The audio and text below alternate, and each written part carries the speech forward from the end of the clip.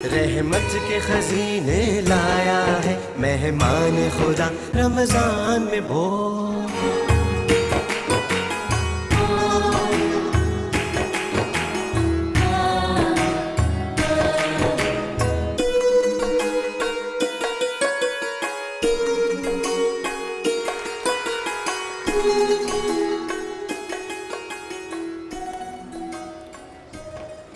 اعوذ باللہ من الشیطان الرجیم بسم اللہ الرحمن الرحیم اللہم صلی علی سیدنا و مولانا محمد وعلی آلہ وصحبہ وبارک وسلم وصلی علیہ۔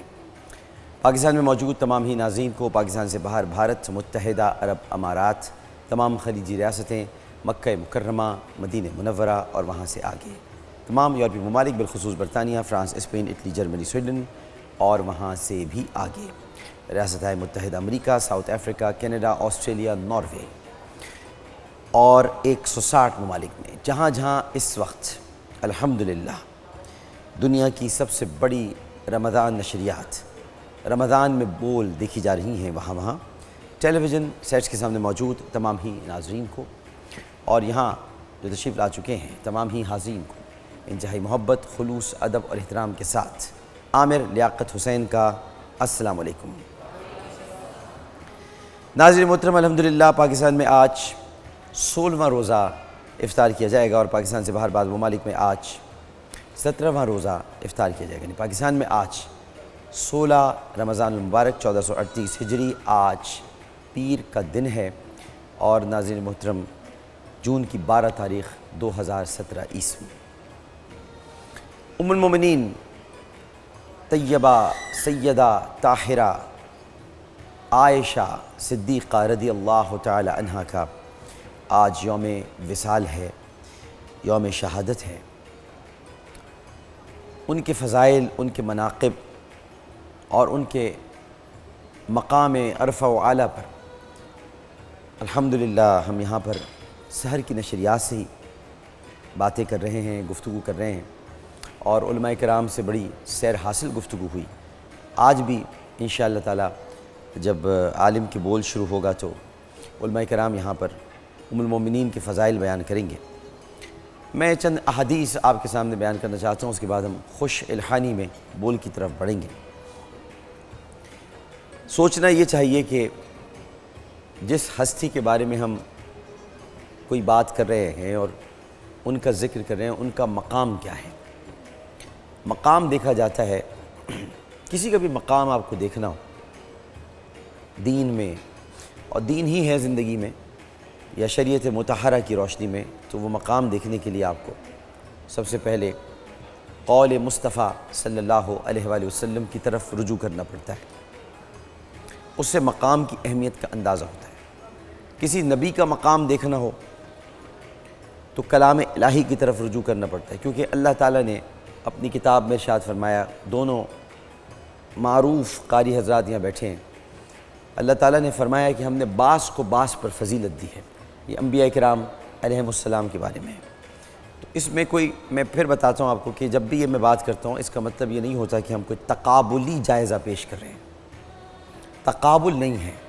اللہ نے فرمایا ہم نے بعض کو بعض پر فضیلت دی، جیسے کہ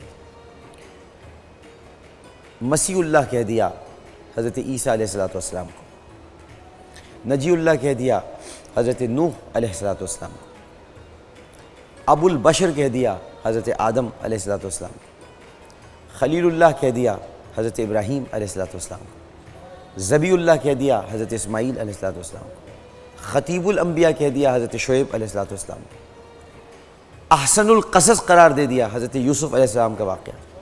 اس طرح اللہ سبحانہ و تعالی نے تمام انبیاء کرام، کلیم اللہ کہہ دیا حضرت موسیٰ علیہ السلام کو، خطیب العصر اپنے وقت کے جو خطیب تھے، جو ہم کہتے ہیں زمانے کے، آج سب کے ساتھ لگ جاتا ہے، کسی بھی مقرر کے ساتھ خطیب العصر لگ جاتا ہے، لیکن در حقیقت خطیب العصر تھے حضرت ہارون علیہ السلام۔ تو یہ سب کے القابات ہیں یا سب کے واقعات ہیں، ان سے فضیلتیں ملتی ہیں، اور بہت سارے انبیاء کرام علیہ السلام تو ایسے ہیں جن کے ہمیں نام بھی معلوم نہیں ہوں گے، جانتے حضرت جرجیس کے بارے میں کوئی جانتے ہی نہیں ہوگا، بہت سارے انبیاء کرام علیہ السلام ہیں۔ لیکن میں بتانا یہ چاہتا ہوں کہ اب اس کا یہ مطلب نہیں ہے، لیکن اللہ سبحانہ وتعالیٰ جب کسی سے یعنی کسی نبی کی فضیلت دیکھنی ہو تو اللہ کے کلام کو غور سے پڑھا جاتا ہے کہ ذکر کیسے کیا گیا. یعنی خلیل کسی کو کہہ دینا یہ اس کے مقام کی نشاندہی نہیں ہے تو اور کیا ہے. اسی طرح صحابہ کرام رضوان اللہ تعالیٰ علیہم اجمعین کا معاملہ یہ ہے کہ یہاں بھی نبی کریم صلی اللہ علیہ وآلہ وسلم نے اللہ سبحانہ وتعالیٰ کی مشیت اور سنت کو سامنے رکھتے ہوئے وہی کیا جو پروردگار نے کیا. یعنی اللہ نے جس طرح بعض کو بعض پر فضیلت دی، ایسے ہی میرے سرکار صلی اللہ علیہ وآلہ وسلم نے 1,00,000 صحابہ کرام رضوان اللہ تعالیٰ علیہم اجمعین، اگر ہم تھوڑی دیر کے لیے فرض کر لیں صحابہ کی اس سے بھی بڑی تعداد ہے، ان میں سے 10 کو عشرہ مبشرہ بنا دیا. 10 صحابہ ایسے ہیں جن کو عشرہ مبشرہ قرار دے دیا.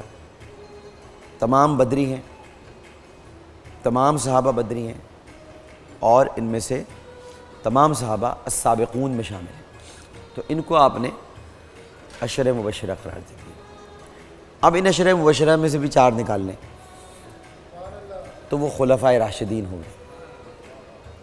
اب ان 4 میں سے بھی ایک کو نکالیں تو وہ نبی کریم صلی اللہ علیہ وآلہ وسلم کا ایک ایسا رازدار ساتھی اور رفیق ہے کہ بس میں کیا کہوں. پروانے کو چراغ ہے، بلبل کو پھول بس، صدیق کے لیے ہے خدا کا رسول بس. پھر ان میں سے بھی آپ ایک اور کو نکال لیں تو ان کی فضیلت یہ ہے کہ اگر وہ صدیق اکبر ہیں تو یہ مراد رسول ہیں. رسول نے دعا جن کی وہ ہیں فاروق اعظم رضی اللہ تعالیٰ عنہ. پھر ان میں سے بھی ایک نکال لیں تو ان کی جداگانہ فضیلت نظر آئے گی کہ کسی کو بھی یہ فضیلت حاصل نہیں جو ان کو ہے، تو حضرت ابوبکر سوچیں گے کسی کو بھی وہ فضیلت حاصل نہیں جو مجھ کو ہے. حضرت عمر سوچیں گے کسی کو بھی وہ فضیلت حاصل نہیں جو. یہ ہے نبی کا اعجاز اور کمال. ان کو کیا فضیلت حاصل ہے؟ ان کو فضیلت یہ حاصل ہے کہ رسول اللہ کی 2 بیٹیاں ذو النورین، 2 نور والا. یہاں تو نبی کے نور پہ مسئلہ ہوتا ہے نا، ذرا ذو النورین تو نکال کے دکھاؤ. یہاں تو نور مصطفیٰ پہ بڑے سوال ہوتے ہیں، میں کرنا نہیں چاہتا، لیکن یہ جملہ نکال کے دکھا دیں آپ، یہ لفظ نکال کے دکھا دیں تاریخ اسلام سے، آپ خود غائب ہو جائیں گے کہ ذو النورین کون ہے. یعنی 2 نور، جس کی بیٹیاں نور ہوں وہ خود کیا نور ہوگا.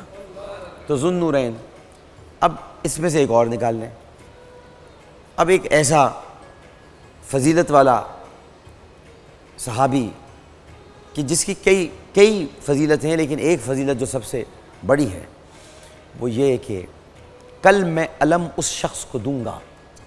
یہ جملہ تاریخ کا سب سے بڑا اور سب سے بھاری اور سب سے اہم ترین جملہ ہے کہ کل میں علم اس شخص کو دوں گا جس سے اللہ اور اس کا رسول محبت کرتا ہے. وہ ہے مولا کائنات حضرت علی کرم اللہ وجہ الکریم. مگر یہ سب کی فضیلتیں جداگانہ ہیں، کوئی تقابل نہیں. میں کہوں کہ جی وہ ان سے بڑے ہوئے، ہاں آپ ان سے پوچھیں گے تو وہ یہ کہیں گے یہ ہم سے بڑے ہیں، یہ ان لوگوں کی محبت ہے. اب اگر ہم یہ دیکھتے ہیں تو پھر حضرت عائشہ کی فضیلت کیا ہو؟ کیا قول رسول دیکھیں؟ یہاں بڑا عجیب معاملہ ہو گیا. حضرت عائشہ رضی اللہ تعالی عنہ کی فضیلت کے لیے قول رسول تو بہت موجود ہے صلی اللہ علیہ وسلم، بلکہ اقوال رسول. چلے ایک اسی قول کو لے لیں کہ عائشہ کی تمام عورتوں میں فضیلت ایسی ہی ہے جیسے کھانوں میں سرید کی. چلیں سمجھ، سب سے یعنی عربوں کو جو سب سے مرغوب، سب سے محبوب جو کھانا تھا وہ سرید ہوتا ہے. اس کا ایک میں بتاؤں گا آپ کو کہ سرید ہوتا کیا ہے. ایک دن میں نے سوچا ہے بناؤں گا میں. تو اس کے علاوہ بھی کئی احادیث موجود ہیں. میں عائشہ کے معاملے میں، اس کی محبت کے معاملے میں بے اختیار ہوں. میں سینکڑوں اقوال لے کر آ سکتا ہوں، لیکن نبی کریم صلی اللہ علیہ وآلہ وسلم کا قول آنکھوں سے نہیں پلکوں سے لگانے کے لائق ہے، لائق تعظیم ہے. مگر وہ قول اس وقت چھوڑ دیا جاتا ہے جب اللہ خود تعریف کر رہا ہو. یعنی یہ ایک ایسا مقام ہے جہاں آ کر آدمی کو جھرجھری طاری ہو جاتی ہے کہ میں ماں کی شان میں گستاخی کا سوچوں بھی کیسے.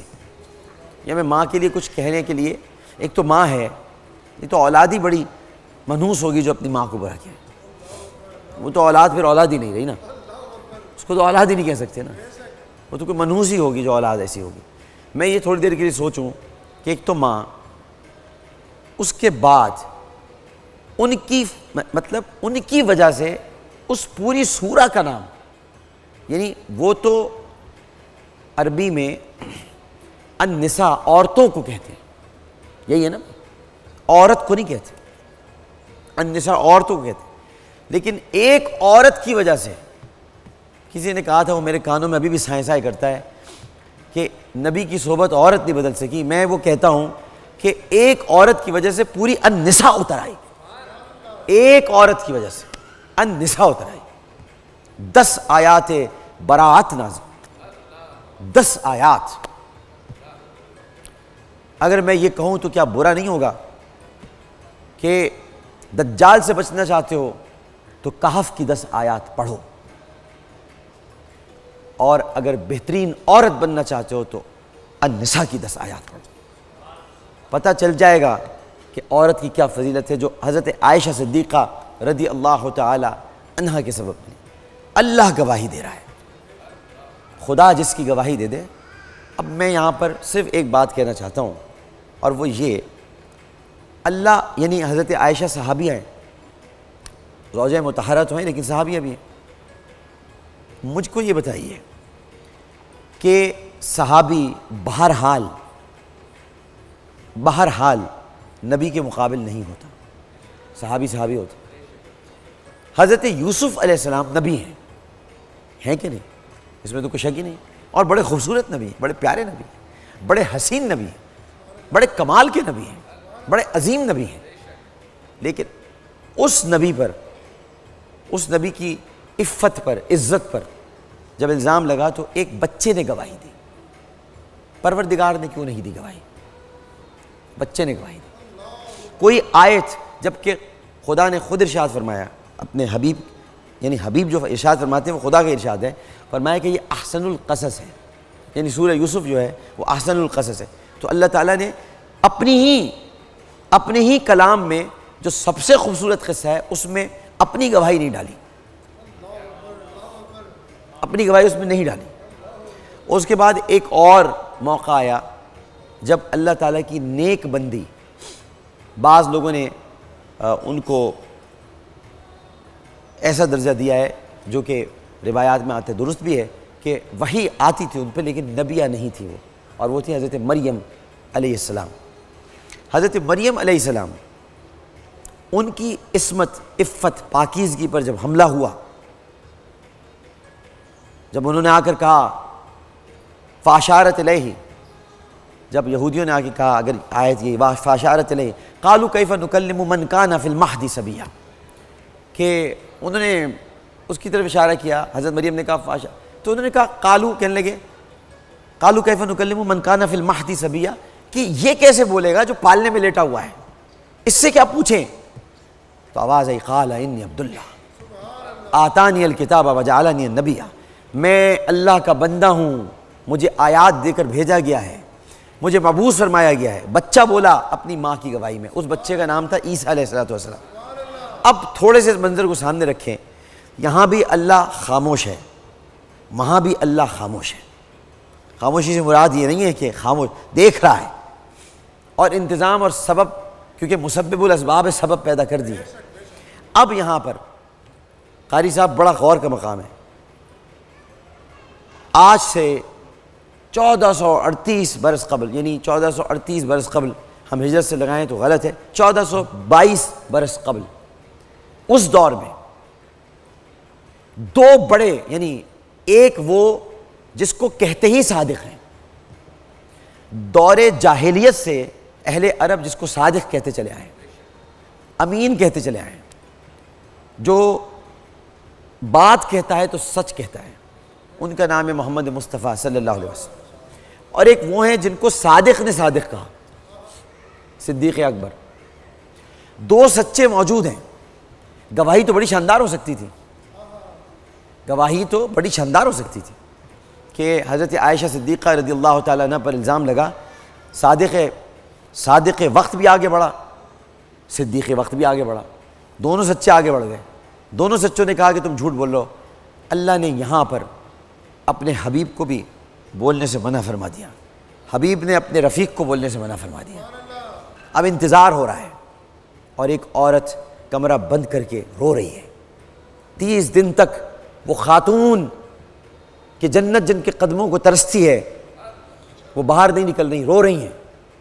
30 دن بعد دروازہ کھٹکھٹایا جاتا ہے، کھلتا ہے۔ حضرت ابو بکر کا چہرہ خوشی سے تمتما رہا ہے، کیونکہ رسول اللہ ان کو بتا چکے ہیں۔ ان کا چہرہ سرکار کا مسرت سے لال ہے، سرخ ہے، کیونکہ حمیرہ کی بات کرنی ہے تو سرخ چہرہ ہوگا، وہ بھی حمیرہ ہیں۔ اور آ کر کہہ رہے ہیں کہ عائشہ کو جا کر کہہ دو کہ اس کے لیے اللہ تعالیٰ نے آیات برات نازل کی ہیں۔ وہ فوراً سجدے میں گر جاتی ہیں۔ تو سیدنا ابو بکر صدیق رضی اللہ تعالیٰ عنہ اپنی بیٹی سے کہتے ہیں کہ بیٹی جا کے اپنے شوہر کے پاؤں چوم کہ جس نے یہ تیرے لیے آیات برات۔ تو حضرت عائشہ صدیقہ رضی اللہ تعالیٰ عنہ ناز سے کہتی ہیں پہلے اسے سجدہ کیوں نہ کروں جس نے آیات نازل کی، پہلے اسے سجدہ کیوں نہ کروں جس نے آیات نازل کی۔ یعنی میں آپ کو بتا رہا ہوں کہ اللہ سبحانہ و تعالیٰ جس سے محبت کرے اس کی طرف آنکھ اٹھانے سے بھی ڈرنا، کیونکہ یہ اللہ سبحانہ و تعالیٰ کا معاملہ ہے۔ میں نے اپنی پوری زندگی میں، میرا تھوڑا بہت مطالعہ ہے بھائی، میں ایک جاہل آدمی ہوں، لیکن میں اپنی پوری زندگی میں نے 2 محبتیں بڑی کمال دیکھی ہیں۔ ایک محبت تو میں نے دیکھی ہے جس کا کوئی نہ نظیر ہے، نہ مثال ہے، نہ مثل ہے، جو بے مثال ہے، اور وہ ہے اللہ اس کے رسول سے محبت۔ دوسری محبت میں نے دیکھی ہے اللہ کی، واللہ حضرت ابراہیم علیہ السلام سے، یہ کہ میں نے ابراہیم کو جن باتوں میں آزمایا ان پر وہ پورا اترا۔ اس کے بعد انبیاء کے دائرے سے نکل کر اگر میں نے اللہ کی کسی سے محبت دیکھی ہے تو عائشہ صدیقہ رضی اللہ تعالیٰ عنہ سے، کیونکہ اللہ کی گواہی، کیونکہ اللہ سبحان ہے، اللہ سبحان ہے، جو ہم آپ سے بار بار کہتے ہیں نا سبحان اللہ، جو ہمیں 16 دن ہو گئے آپ کو سکھاتے ہوئے جو آپ نہیں پڑھتے ہو، وہ سبحان اللہ کا مطلب ہی یہی ہے کہ اللہ تعالیٰ پاک ہے۔ جب آپ کہتے ہیں سبحان اللہ، اسرار الاولیاء میں بابا فرید الدین گنج شکر لکھتے ہیں کہ لوگ یہ کیوں کہتے ہیں، انہوں نے ایک جگہ پہ لکھا ہے لوگ یہ حدیث کیوں بیان کرتے ہیں سبحان اللہ کے حلوانی کے، سبحان اللہ کی پوری فضیلت انہوں نے بیان کی ہے۔ انہوں نے کہا کہ یہ کہتے ہیں لوگ، اور حقیقت ہے نا، تو انہوں نے پہلے حدیث نقل کی کہ جو سبحان اللہ کہتا ہے اس کے لیے جنت میں ایک درخت لگا دیا جاتا ہے۔ کہتے ہیں کہ اس بنیاد پر کیوں کہلواتے ہو، یہ سکھاؤ لوگوں کو کہ سبحان اللہ کہیں ہر وقت کہ اللہ پاک ہے، جب وہ کہیں گے اللہ پاک ہے تو اللہ بھی انہیں پاک کر دے گا۔ یہ کتنی خوبصورت انہوں نے تضمین پیش کی ہے۔ جب تم اللہ کے لیے کہو گے کہ تو پاک ہے تو اللہ کو حیا آئے گی کہ جو مجھے پاک کہہ رہا ہے میں اسے گناہوں سے کیوں نہ پاک کر دوں۔ تو اس لیے ہم آپ کو کہتے ہیں کہ بھئی آپ یہ کہیں، آپ لوگوں کی مرضی آپ نہ کہیں، وہ ایک الگ بات ہے، لیکن اس بنیاد پر ہی کہا۔ تو میں یہ بتانا چاہتا ہوں کہ یہ فضیلت ہے حضرت عائشہ صدیقہ رضی اللہ تعالیٰ عنہ کی۔ تو آج ان کا یوم وصال ہے، چونکہ ان کی روایات میں نے چونکہ کتاب لکھی ہے تو بہت میں نے ریسرچ کی ہے، 5 سال مجھے ریسرچ پہ لگے ہیں، 5 سال، پورے 5 سال میں نے تحقیق کی ہے، اور اب اسے میں نے قلم بند کیا ہے مکمل طور پر، اور اس کا جو دیباچہ ہے وہ میں نے حضرت عائشہ کے قدموں میں بیٹھ کے لکھا ہے، اور میں نے اس کے لیے خصوصی طور پہ اجازت لی تھی سعودی حکومت سے، انہوں نے مجھے 2 گھنٹے کی اجازت دی تھی، وہاں میں نے بیٹھ کے لکھا ہے۔ تو اس لیے مجھے معلوم ہے کہ آپ کا یوم وصال بھی ہے اور یا یوم شہادت بھی ہے۔ شہادت کی کیا وجوہات ہے؟ ظاہر ہے کہ یہ کوئی علمی محفل نہیں ہے جہاں بیٹھ کر گفتگو کی جائے، یہ علماء کی بات ہے، بٹ میں آپ کو یہ بتانا چاہتا ہوں کہ ایک بہت بڑی ہستی ہے، بہت بڑی ہستی، یہ رمضان میں بہت کچھ ملا ہے ہم کو۔ اگر ہم ان کی راتیں اور ان کے ایام کو شمار کریں، اتنا کچھ رمضان میں اللہ نے دیا ہے، غور کرے تو پہلے تو اشرے دے دیے ایسے کہ کچھ کرنے، جس کی کچھ سمجھ میں نہ آئے وہ بس رحمت، مغفرت اور جہنم سے نجات طلب کرے، لیکن جس کی سمجھ میں آتا ہے تو وہ اس کی ایک ایک رات کو ایسے گزارے گا جیسے تجوری میں ہیرے رکھے ہوئے ہوں، ان کو سنبھال کے رکھے گا، ایسی ایک ایک رات ایسی یہ گزرے گی تو یوم الفرقان آ جائے گا، یوم الفرقان گزرے گا تو فتح مکہ آ جائے گی، فتح مکہ گزرے گی تو مولا علی کا یوم شہادت آ جائے گا، امام حسن کی پیدائش آ چکی ہے، حضرت ختیجہ کو، یعنی آپ دیکھیں اور 12 تاریخ جس کا ہم نے ذکر نہیں کیا تھا، ایکچولی 12 رمضان کو انجیل اتری حضرت عیسیٰ علیہ السلام. ساری چاروں اہم ترین کتابیں رمضان میں نازل ہوئیں، لیکن تمام صحیفے جس نے منسوخ کیے وہ ہے قرآن پاک، وہ بھی رمضان میں لیلۃ القدر میں نازل ہوا. بہرحال یہ ساری باتیں ہیں، انشاءاللہ علماء کرام تشریف لائیں گے. حضرت عائشہ پر بہت گفتگو ہوئی، بس ایک حدیث بتا دوں کہ نبی کریم صلی اللہ علیہ وآلہ وسلم کی خدمت میں حضرت صحیح مسلم میں حضرت عمر بن العاص رضی اللہ تعالی عنہ وہ کہتے ہیں کہ میں رسول کریم صلی اللہ علیہ وآلہ وسلم کی خدمت میں حاضر ہوا تو میں نے پوچھا کہ یا رسول اللہ صلی اللہ علیہ وآلہ وسلم، تمام لوگوں میں آپ کو سب سے زیادہ محبت کس سے ہے؟ یہ حضرت عمر بن العاص ہیں، پوچھیں. تو آپ نے فرمایا کہ عائشہ سے. میں نے پوچھا کہ ان کے بعد کس سے ہے؟ تو نبی کریم صلی اللہ علیہ وسلم نے فرمایا عمر سے. اور پھر آپ صلی اللہ علیہ وسلم نے چند اور لوگوں کے نام لیے. تو یہ حضرت عمر کی روایت ہے. حضرت ابو بکر کی سنیں گے تو کچھ اور روایت آئی. سب صحابی اپنے اپنے طور پہ جاتے تھے سرکار سے پوچھ، کیونکہ سب کو یہ اتر میں ہمیں چاہتے نہیں چاہتے، ہوتی ہے نا جس سے محبت ہوتی ہے وہ اپنا نام سننا چاہتا ہے نا محبوب کے منہ سے کہ مجھے چاہتے کہ نہیں چاہتے. تو جب بھی نام آئے تو ابو بکر، عمر، عثمان، علی، عائشہ، ختیجہ، صفیہ، زینب، علی، حسن، حسین، فاطمہ، یہ نام ہیں. اور پھر جب رسول کریم صلی اللہ علیہ وآلہ وسلم نے لسٹ تیار کروائی منافقین کی تو اس میں سے کسی ایک صحابی کا بھی نام شامل نہیں تھا. صحابہ جا کر پوچھتے تھے کہ ہمارا کوئی نام تو نہیں ہے. حضرت حذیفہ نہیں بتاتے تھے، مسکراتے تھے، کیونکہ حضرت حذیفہ بن الیمان رازدار تھے. حضرت عمر روز جا کے پوچھتے تھے بتاؤ میری لسٹ میں نام تو نہیں. میں نے کہا عمر آپ کیوں آتے ہیں یہاں پر؟ آپ کو پتہ نہیں ہے آپ کون ہیں؟ آپ کیوں پوچھتے ہیں؟ کہنے بس میں پوچھتا ہوں. میں نے کہا آپ کو پتہ نہیں آپ کون ہیں؟ آپ کا نام تو اس لسٹ میں ہوگا جو منافقین کو ختم کرنے والے ہوں گے. یہ میرے پاس کائے کو آتے ہیں؟ تو یہ مگر میں آپ کو بتا رہا ہوں کہ تقوی کا یہ عالم تھا. پھر جب وہ لسٹ سامنے آئی تو پتہ چلا ایک بھی صحابی کا نام شامل نہیں تھا. سارے وہ مدینے کے منافق تھے جو مسجد قبلتین میں پھر گئے تھے. تو ان کے پہلے سے نام لکھے ہوئے تھے لسٹ کے اندر. سب وہ بعد میں ان سب کا تعلق قینقاع سے تھا، قریظہ سے تھا اور نذیر سے تھا. کوئی اوس اور خزرج کا نہیں تھا، کوئی اوس اور خزرج کا نہیں تھا. رسول نے پہلی لسٹ بنوا لی تھی کہ یہ ہیں بھائی، یہ لکھتے جاؤ، یہ لکھتے جاؤ. مسجد قبلتین میں ساری لسٹ سامنے آ گئی تھی اور سب وہ لسٹ تھی حضرت حذیفہ بن الیمان کے بعد. تو صحابہ جو ہے نا عظمت کے مینار ہیں.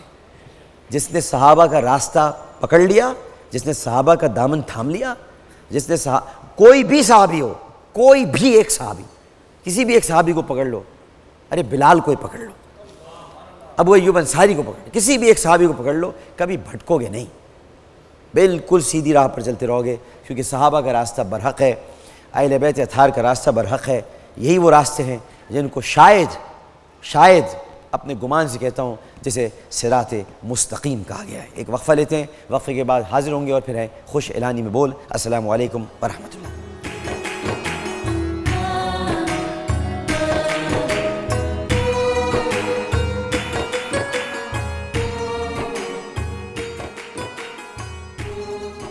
رحمت کے خزینے لایا ہے مہمان خدا رمضان میں بول.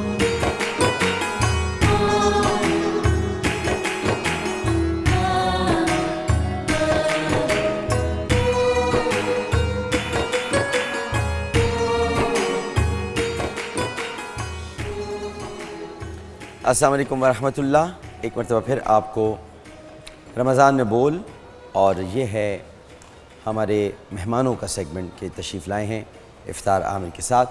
پروفیسر اقبال عظیم نے ایک مصرع کہا تھا کہ بصارت کھو گئی لیکن بصیرت تو سلامت ہے. آج ہمارے ساتھ موجود ہیں، آپ دیکھ رہے ہوں گے گرین کوٹ میں موجود ہیں، گرین جیکٹس پہنی ہوئی ہیں. یہ بصارت سے محروم پاکستان کے قابل فخر کھلاڑیوں کی ایک ٹیم ہے، اور انہوں نے اس مصرعے کو بھی درست ثابت کر دیا جو کہ میں نے پڑھا تھا. گزشتہ 19 برس کے دوران خود کو دنیا کی بہترین بلائنڈ کرکٹ ٹیم انہوں نے ثابت کیا.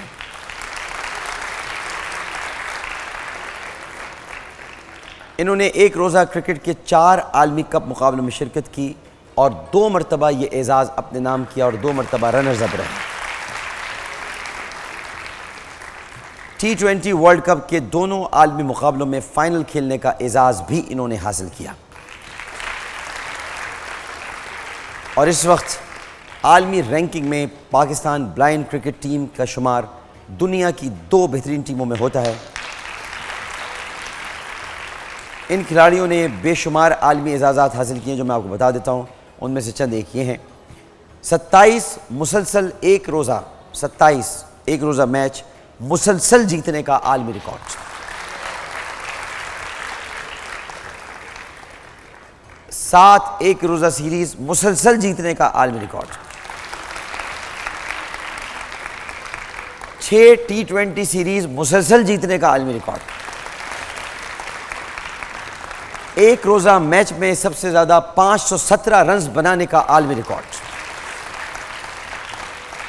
ایک روزہ میچز کی تاریخ کی سب سے بڑی فتح 399 رن سے جیتنے کا عالمی ریکارڈ،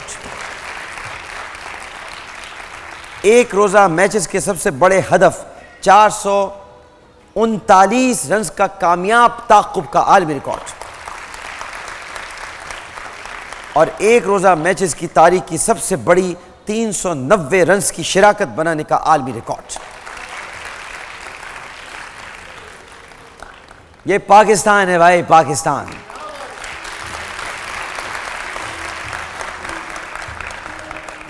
بس علامہ اقبال کا جو مصرع ہے آج بھی وہ میرے خیال سے 200 سال تک تو رہے گا، جو حالات ملک کے نظر آتے ہیں کہ ذرا نم ہو تو یہ مٹی بڑی زرخیز ہے ساقی۔ اس کا مطلب یہ کہ ذرا ٹیلنٹ کی قدر تو کیجئے، تو یہ مٹی بڑی زرخیز ہے ساقی۔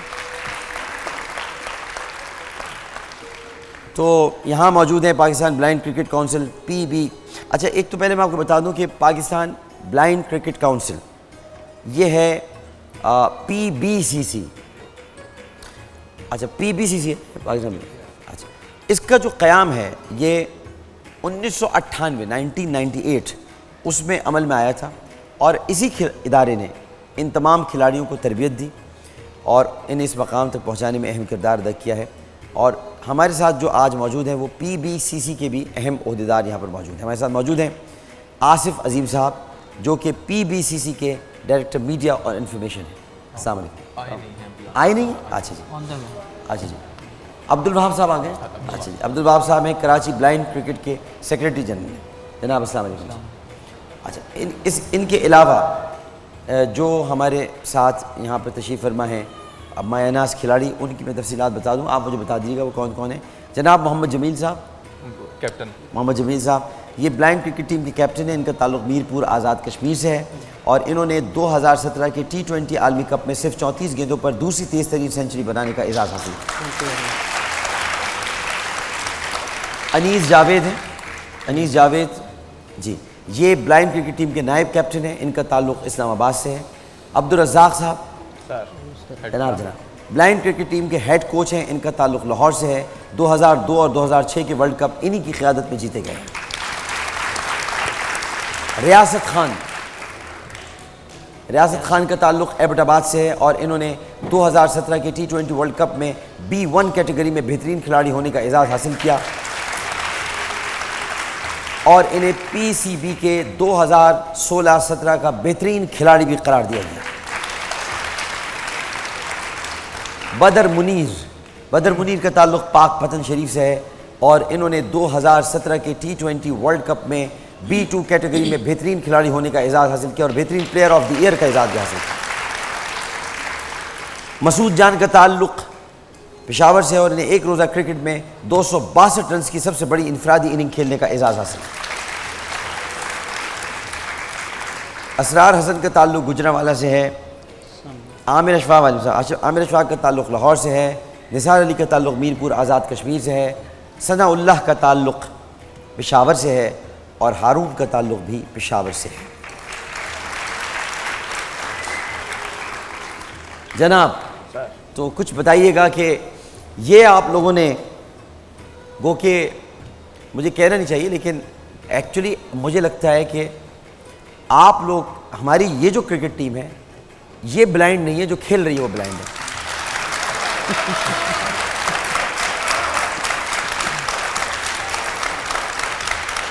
کیونکہ ریکارڈ دیکھ کر تو یہی پتہ چل رہا ہے۔ تو یہ کیا چکر ہے, آپ لوگ کیوں نہیں جا کے کھیل کے آ جاتے؟ ڈاکٹر صاحب سب سے پہلے تو آپ کا شکریہ کہ آپ نے یہاں ہمیں مدعو کیا. بات یہ ہے کہ یہ دونوں ڈفرینٹ ٹائپ آف گیمز ہیں. ظاہر بلائنڈ کرکٹ اور سائٹڈ کرکٹ میں جو فرق ہے وہ تو اپنی جگہ موجود ہے. ہمارے یہاں بچا رہے ہیں نا ان کو.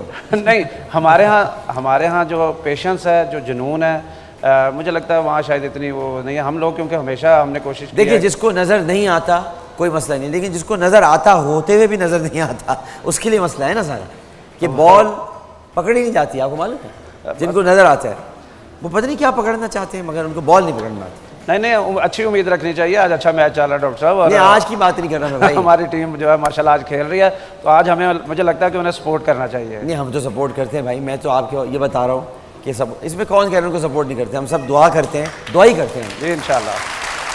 نہیں, اس میں تالی کی بات نہیں, سن لے پہلے میری بات. ہاں پہلے بات سن. ہم صرف دعا کر سکتے ہیں, سپورٹ ہم نہیں کر سکتے. اس کی ایک وجہ ہے. اب آپ دیکھیے, یہ تو میرا اپنا اوپینین ہے, تو اس میں آپ لوگوں کا کوئی سے تعلق نہیں ہے. آپ پی بی سی سی ہیں, کل کو کوئی کہے گا بھائی ان کا اوپینین نہیں, میرا اپنا اوپینین.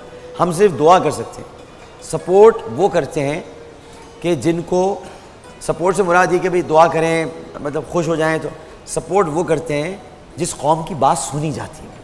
پوری قوم کہہ رہی ہے کہ چڑی بابا کو ہٹاؤ, ہٹاتے ہی نہیں ہیں آپ لوگ. پاکستان کرکٹ بورڈ کو کیا سپورٹ کریں؟ بڑے بڑے کھلاڑی کہیں کہ بھائی ان کا کیا تعلق کرکٹ سے, ان کا تعلق ہی کیا ہے کرکٹ سے. اگر وہ کرکٹ میں رہے اس طرح. آپ مجھے بتائیں, آپ نے اتنے دورے کیے ہیں, سب جگہ گئے, بڑے بڑے کھلاڑیوں سے ملاقات بھی ہوئی ہوگی آپ کی. کسی ایک ملک کا, اب یہ میں بالکل ایک سچی بات کر رہا ہوں, اس میں ہاں نہ بھی مت کہنا بھائی آپ لوگ, لیکن کسی ایک ملک کا بھی کرکٹ کا سربراہ وہ نہیں ہے جسے کرکٹ نہ آتی سوائے پاکستان. یہ بھی اعزاز پاکستان کو حاصل ہے. یہاں کرکٹ بورڈ وہ چلا رہے ہیں جنہیں کرکٹ ہی نہیں آتی. یہ حقیقت ہے. اور بڑے بڑے کھلاڑی فیلڈ سے باہر بیٹھے ہوئے انتظار کر رہے ہیں ہمیں کبھی بلائیں گے کہ نہیں بلائیں. بڈھے ہو گئے, کچھ کا تو انتقال ہی ہو گیا, انہیں بلایا ہی نہیں گیا. عمران خان کو بڑا کھلاڑی مانتے نہیں مانتے؟ نو ڈاؤٹ, نو ڈاؤٹ, بہت بڑا پلیئر. اچھا, ورلڈ کپ پاکستان. مہربانی بھائی آپ کی, مان لیا آپ نے, مہربانی. کبھی آپ نے سنا کہ ان سے کسی نے مشورہ لیا ہو؟ مطلب کہ جس نے 92 کا ورلڈ کپ. اچھا, یونس خان کو مانتے ہیں؟ کوئی شک نہیں. یونس خان کی تو کیا بات ہے, لیجنڈ. وہ بیچارے ٹی وی پہ بیٹھ کے تبصرہ دے رہے ہوتے ہیں. ان کو تو میں آپ کو یہ بتانا چاہ رہا ہوں, اس طرح میں آپ کو کئی نام, جاوید میاں کی بھی کوئی عزت ہوگی ظاہر ہے, یقیناً ہوگی. اچھا چلیں, بہت مطلب مجھے خوشی ہو رہی ہے بھائی آپ لوگ کم از کم کھلاڑیوں کی, کیونکہ یہاں پر تو ان کو پوچھا ہی نہیں جا رہا بھائی. جاوید میاں سے کوئی مشورہ نہیں لیتا, عمران خان صاحب سے مشورہ نہیں لیتا, وسیم اکرم صاحب سے لینا چاہیے تھا, وہ گیم شو میں لگ گئے. انہوں نے کہا چلو بھائی مجھ سے کوئی کام تو لیا نہیں جا رہا, میں گیم شو ہی کر لوں. میں ڈاکٹر صاحب میرا خیال ہم بلائنڈ کرکٹ پہ ہی آ جائیں تو بہتر ہے. نہیں بھائی, کرکٹ پر بات کرنی ہے, بلائنڈ پہ بھی آ جاتے ہیں. بلائنڈ ہم تو ویسے ہی بلائنڈ ہو چکے ہیں, آ جاتے ہیں. لیکن یہ کہ چلیں آ جاتے ہیں بھائی بلائنڈ. آپ بتائیں بھائی کہ آپ کو سب سے زیادہ سخت اور ٹف کمپٹیشن کس کے ساتھ لگا؟ بالکل ڈاکٹر صاحب, اس میں ایسا ہے کہ ظاہر روایتی حریف ہے بھارت, اس کے ساتھ جب بھی میچز ہوتے ہیں تو بہت ٹینس میچز ہوتے ہیں اور پورا دباؤ ہوتا ہے دونوں ٹیمز پہ, اور اس وقت دباؤ کو جو اچھا ہینڈل کر لیتا ہے وہ میچ جیتا ہے, کیونکہ انڈیا کی ٹیم بھی بہت اچھی ہے. اس کے علاوہ انگلینڈ سے ہمارے بڑے اچھے میچز ہوتے رہے ہیں, خاص کر 2002 کا جو سیمی فائنل تھا. اس وقت انڈیا بہت ہم سے آگے جا رہا تھا, ایک وقت آ گیا کہ انڈیا وننگ پوزیشن پہ آ گیا تھا. لیکن اس وقت بھی ہم نے ایک الحمدللہ ایک اسٹریٹجی بنائی اور ایک دفعہ پھر ٹیم 4-6 جو سینئر پلیئرس تھے ان کو اکٹھا کیا, تھوڑی سی اپنے میٹنگ کی. اس کے بعد ہمارے عامر اشفاق صاحب ہیں, ان کو ہم نے اوور دیا اور اسی اوور میں ان کی ڈیتھ اینڈ فائر کی وکٹ لی اور ہم میچ جیت گئے. آج کا میچ بھی جو ہاں ہو رہا ہے سری لنکا جو ہے جی, تو وہ ہم جیت جائیں گے. اس کی وجہ ہے کیونکہ سری لنکن کیپٹن کے ساتھ یحییٰ حسینی نے سیلفی بنائی, یا آپ جیت جائیں گے. بس آپ دعا کریں کہ ہمارا دوست یحییٰ سیلفیاں بناتا رہے ان کے کیپٹنس کے ساتھ. وہ جس کے ساتھ سیلفی بناتا ہے وہ ٹیم ہار جاتی ہے سر. تو آج کا آپ لازمی میچ جیتیں گے انشاءاللہ. یہ اللہ کا کرم ہے, کچھ اللہ کے کرم ہے, ایسے حالات پیدا ہو جاتے ہیں. تو یہ مجھے بتائیں کہ آپ کو یہاں سہولیات پوری, آپ بتائیے گا, آپ کا میں اس میں گرامی طارق بھائی یہ بتائیے گا کہ آپ کو جو سہولیات ہیں, ظاہر ہے کہ بہت ساری سہولیات فراہم کی جانی چاہیے, کیونکہ بالکل آپ لوگوں کی اسپیشل ہوتی ہوں گی جو, تو اس میں کوئی کبھی رکاوٹ آئی, کوئی پریشانی آئی, بلکہ مدد ملی, یا آج بھی آپ کچھ تھوڑا سا چاہتے ہیں کہ اس پر توجہ مزید دی جائے؟ جہاں تک سہولیات کا تعلق ہے, جس طریقے سے ہماری نارمل کرکٹ کو بہت زیادہ پذیرائی ہے, آپ نے خود سارے ریکارڈز پڑھے ہیں, یہ تو ان چند ریکارڈز ہیں, ایک بڑی طویل لسٹ ہے ہمارے ریکارڈز کی. سہولیات کا فقدان تو بہت زیادہ ہے. پاکستان بلائنڈ کرکٹ کاؤنسل کو بہت ٹف جاب ہے ان کی. جتنے ہمارے پلیئرز ہیں, اب آپ ہمیں بتائیں, یہ سب ورلڈ چیمپئنز بیٹھے ہیں, تو ان کا سینٹرل کانٹریکٹ بھی 12,000 روپے پر منتھ ہے. وہ بھی بڑی ایک جدوجہد کے بعد کچھ 12,000 روپے پر منتھ ماشاء اللہ, جو یہ سالوں کی جدوجہد کے بعد ابھی ہم اس قابل ہوئے ہیں کہ جتنے پلیئرز ہیں پاکستان بلائنڈ کرکٹ کاؤنسل ان کو جتنا وہ کر سکتی ہے اپنی کوشش اپنے پلیئرز کو ان کی تعلیم و تربیت میں اور ان کو فیسیلیٹیٹ کر رہی ہے. بہت سارے لڑکے ہیں جن کے پاس جابز نہیں ہیں, بہت سارے مسائل ہیں. آج بھی ایک سی کلاس میں سفر کر کے ہم نیشنل کیمپ اٹینڈ کرنے کے لیے جاتے ہیں, ایک ٹرین کے سمجھے اکانومی کلاس میں, تو بہت سارے مسائل ہیں. مگر اسپرٹ جو ہے نا, یہ مسائل ہماری اسپرٹ سے زیادہ نہیں ہیں. اس کی وجہ ہے نا کہ اسپرٹ ہے پاکستان. بالکل اسپرٹ ہے پاکستان. مسائل ہیں پاکستان کے اندر موجود دیمک کے پیدا کردہ, اسی لیے.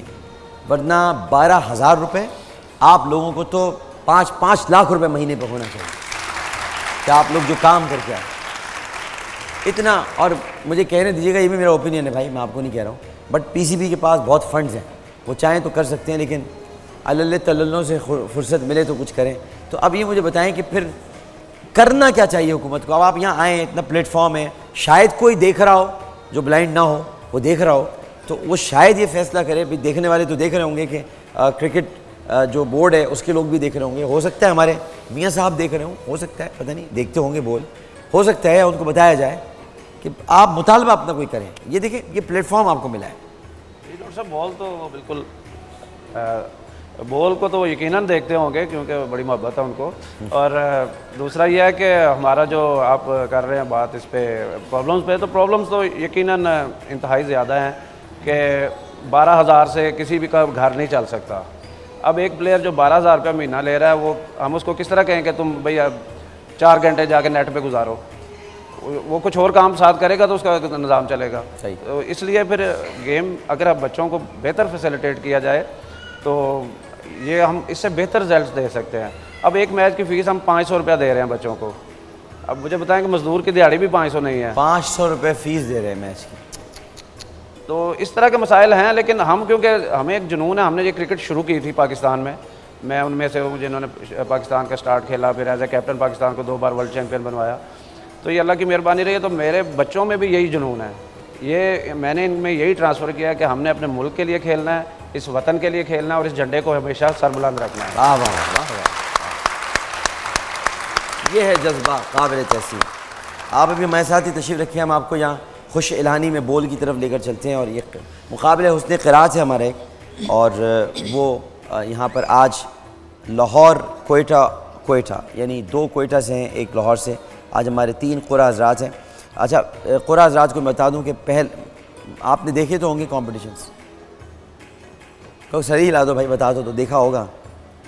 یہ جو ہو رہے تھے دیکھیں آپ نے, بیچ والے آپ بولتے ہی نہیں ہو کچھ, آپ ہو نا, ہاں آپ کو مطلب آپ بہت خاموش ہو, کیا ہو گیا بھائی؟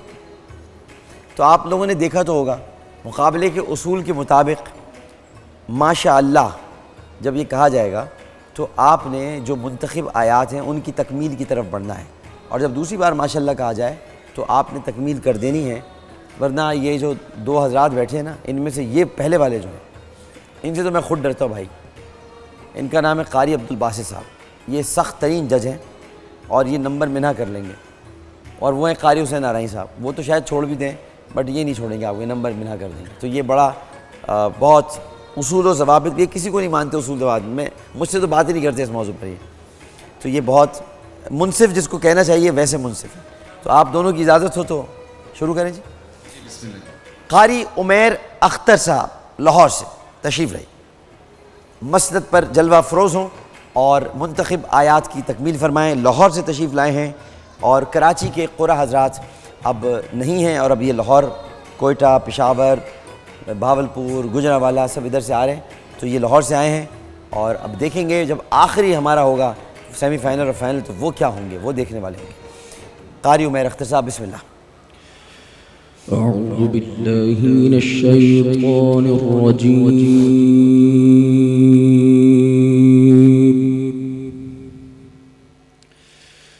بسم الله الرحمن الرحيم.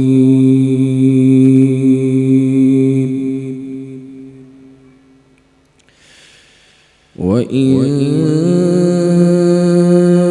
تظاهر عليه فإن الله هو مولاه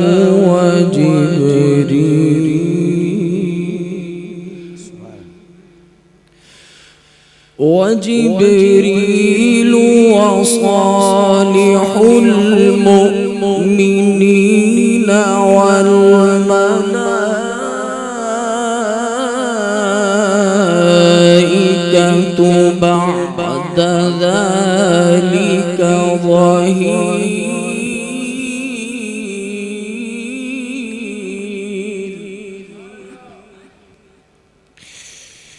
وإن تظاهر عليه فإن الله هو مولاه وجبريل وصالح المؤمنين.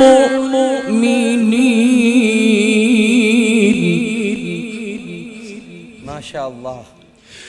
وإن تظاهر عليه فإن الله هو مولاه وجبريل وصالح المؤمنين والملائكة بعد ذلك ظهير.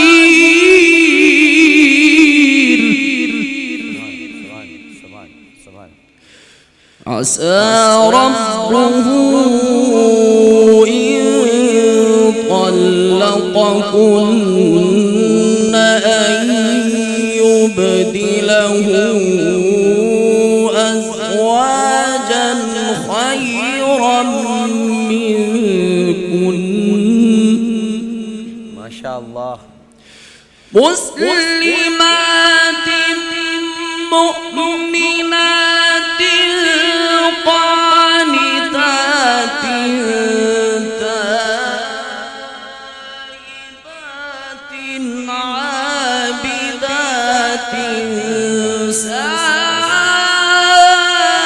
سائحات ثيبات وأبكارا. مسلمات مؤمنات قانتات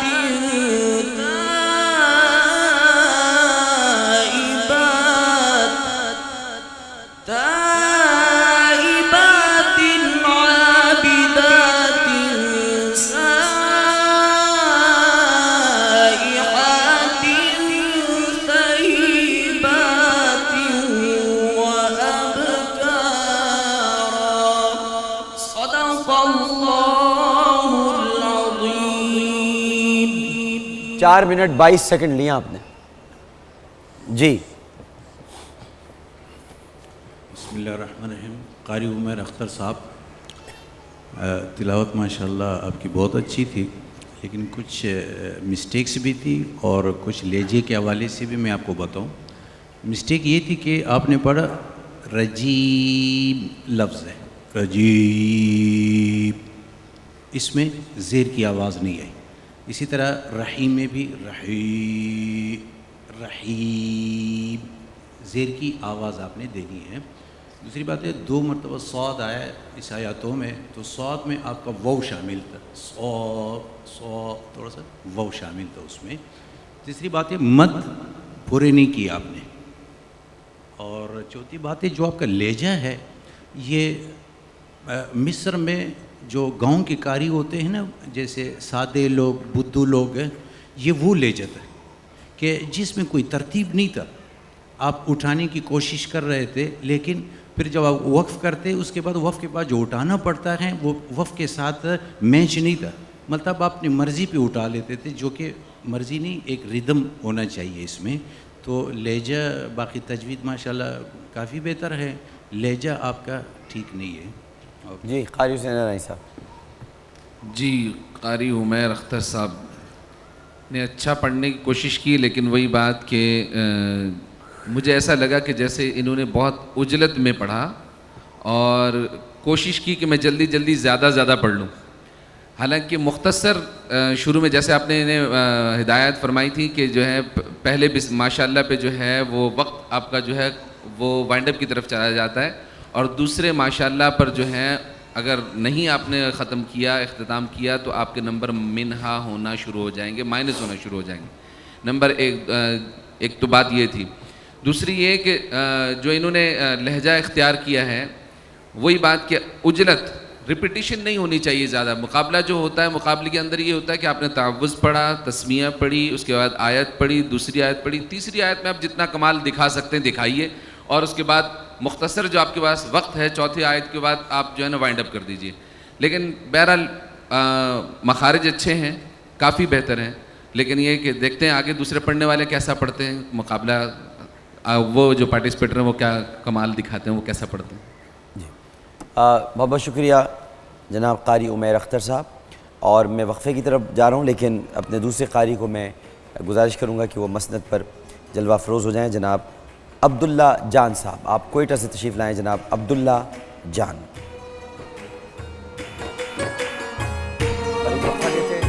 وقفے کے بعد حاضر ہوتے ہیں. السلام علیکم ورحمۃ اللہ.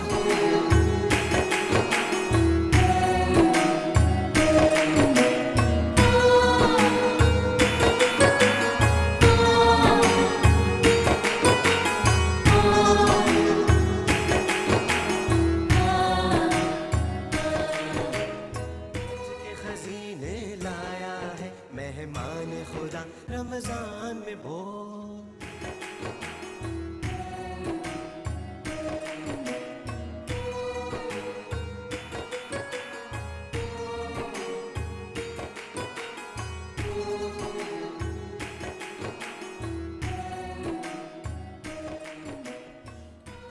السلام علیکم ورحمۃ اللہ. ایک مرتبہ پھر آپ کو افطار عامر کے ساتھ رمضان میں بول، اور یہ ہے ذائقے سے بول. کون اسپیڈ بڑھا دیتا ہے عبدالوہاب صاحب ایک دم سے؟ ہیں ایک دم سے اسپیڈ کون بڑھا دیتا ہے؟ کھلا مت رکھا کرو نا بیٹا، بند رکھا کرو نا. بتانا آپ کو یہ مطلب ہے. اچھا جی، تو یہ ذائقے سے بول میں ہم یہاں موجود ہیں. بلائنڈ کرکٹ ٹیم یہاں پر ہے، اور ہمارے دوسرے قاری جناب عبداللہ جان صاحب تشریف فرما ہیں مسند پر. تو ان سے میں گزارش کروں گا کہ وہ آغاز کریں. بسم اللہ.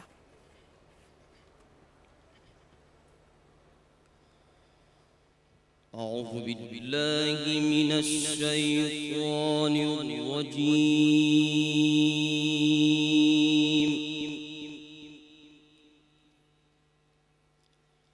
بسم الله الرحمن الرحيم.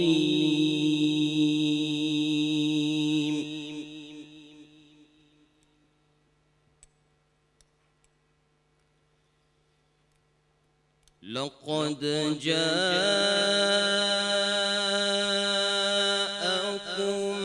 رسول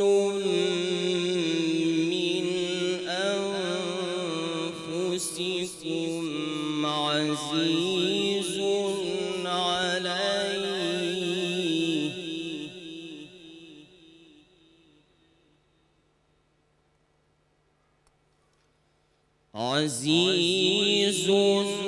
عليه عليه ما عنتم حريص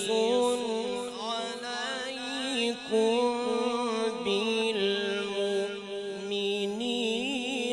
رؤوف رحيم.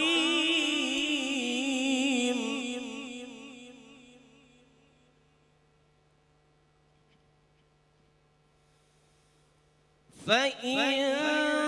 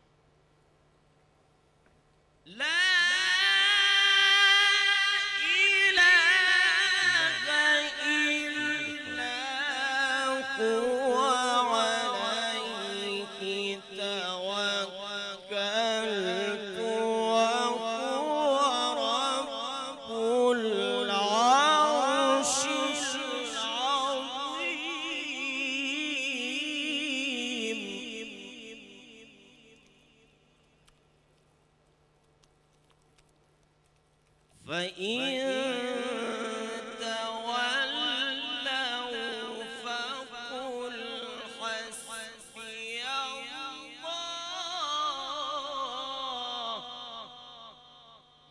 ما شاء الله. لا إله إلا هو عليه توكلت وهو رب العرش العظيم. صدق الله العلي العظيم. جناب قاری عبدالباسط صاحب. ماشاء اللہ قاری عبداللہ جان صاحب، ایک چھوٹی سی مسٹیکس آئی ہیں 2-3 آپ کی. بسم اللہ کا ابتدا میں بے آپ نے ظاہر نہیں کیا، جیسا پے آپ نے پڑھا بسم اللہ، تو بے آپ کا صاف نہیں تھا. اور دوسری بات ہے اقلاب آپ نے نہیں کیا، کوم جو ایک الف ہوتے وہ آپ نے نہیں کیا. اور اس کے علاوہ عظیم میں آپ سے وقف تھوڑا سا ڈس بیلنس ہو گیا، اور صاد میں آپ کا وہ شامل ہے. اور اس کے علاوہ لہجہ اور طرز ماشاءاللہ بہت پیارا تھا آپ کا. تو تجوید میں یہ کچھ ایسی مسٹیکس ہیں آپ کی. جناب قاری حسین ارائیں صاحب. جی عبداللہ جان صاحب نے ماشاءاللہ اچھی کوشش کی ہے. رحمان کی را کو پر پڑھا جانا چاہیے تھا جس طرح سے، اس طرح سے انہوں نے اس کو پر نہیں پڑھا ہے. رؤوف کی را کو بھی اسی طرح سے پر نہیں پڑھ پائے ہیں. حسبی اللہ پر جب انہوں نے وقف کیا ہے تو ہا آخر میں ظاہر نہیں ہوا بالکل بھی. اور جو ہے اسی طرح سے علیہ کی عین بھی تھوڑی سی مجہول انہوں نے وہ پڑھی ہے، حمزہ کے مشابہ پڑھی ہے. مخارج میں کچھ جو ہے وہ مجہول طریقے سے پڑھے جا رہے ہیں. باقی انداز اچھا تھا، اس میں بھی کوشش اچھی کی انہوں نے، لیکن ایک مخارج میں تھوڑا سا ان کا کچھ مسائل ہیں. بہرحال دیکھتے ہیں کہ تیسرے پارٹیسپینٹ ہمارے کس طرح سے پڑھتے ہیں. جناب عبدالوہاب صاحب ہمارے آخری پارٹیسپینٹ ہیں، اور یہ بھی کوئٹہ سے آئے ہیں، مقابلے کے آخری پارٹیسپینٹ.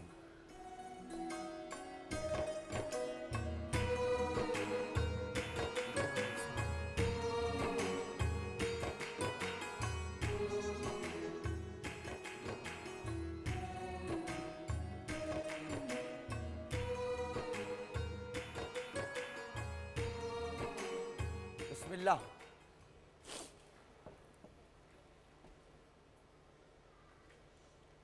أعوذ بالله من الشيطان الرجيم.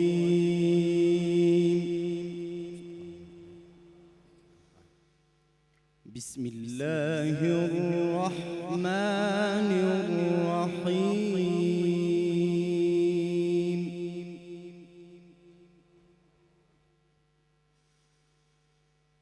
ما كان على النبي من حرج فيما فرض الله له.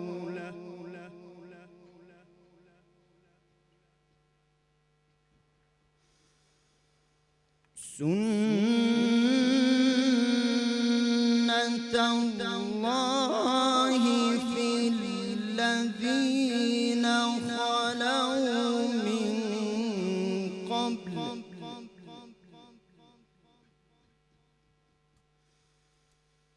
وكان أمر الله قدرا مقدورا.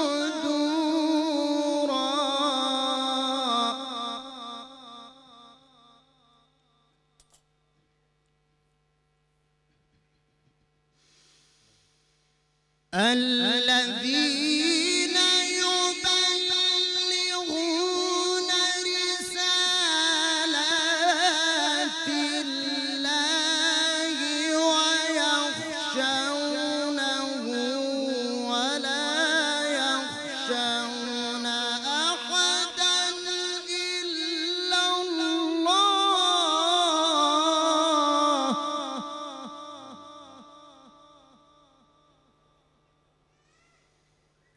وكفى بالله حسيبا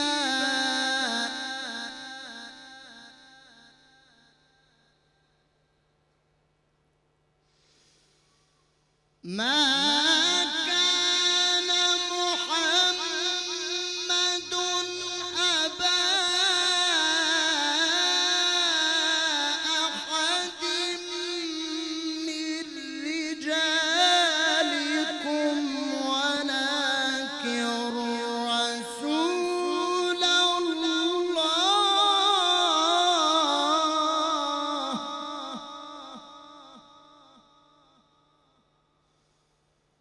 وخاتم النبيين وكان الله بكل شيء عليما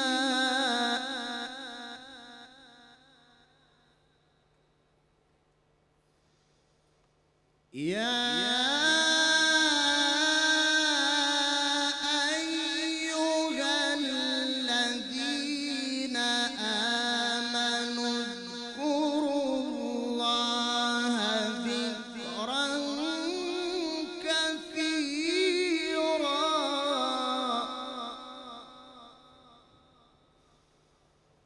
وسبحوه بكرة وأصيلا صدق الله العظيم جناب قاری عبدالباسط صاحب. قاری عبدالوہاب صاحب،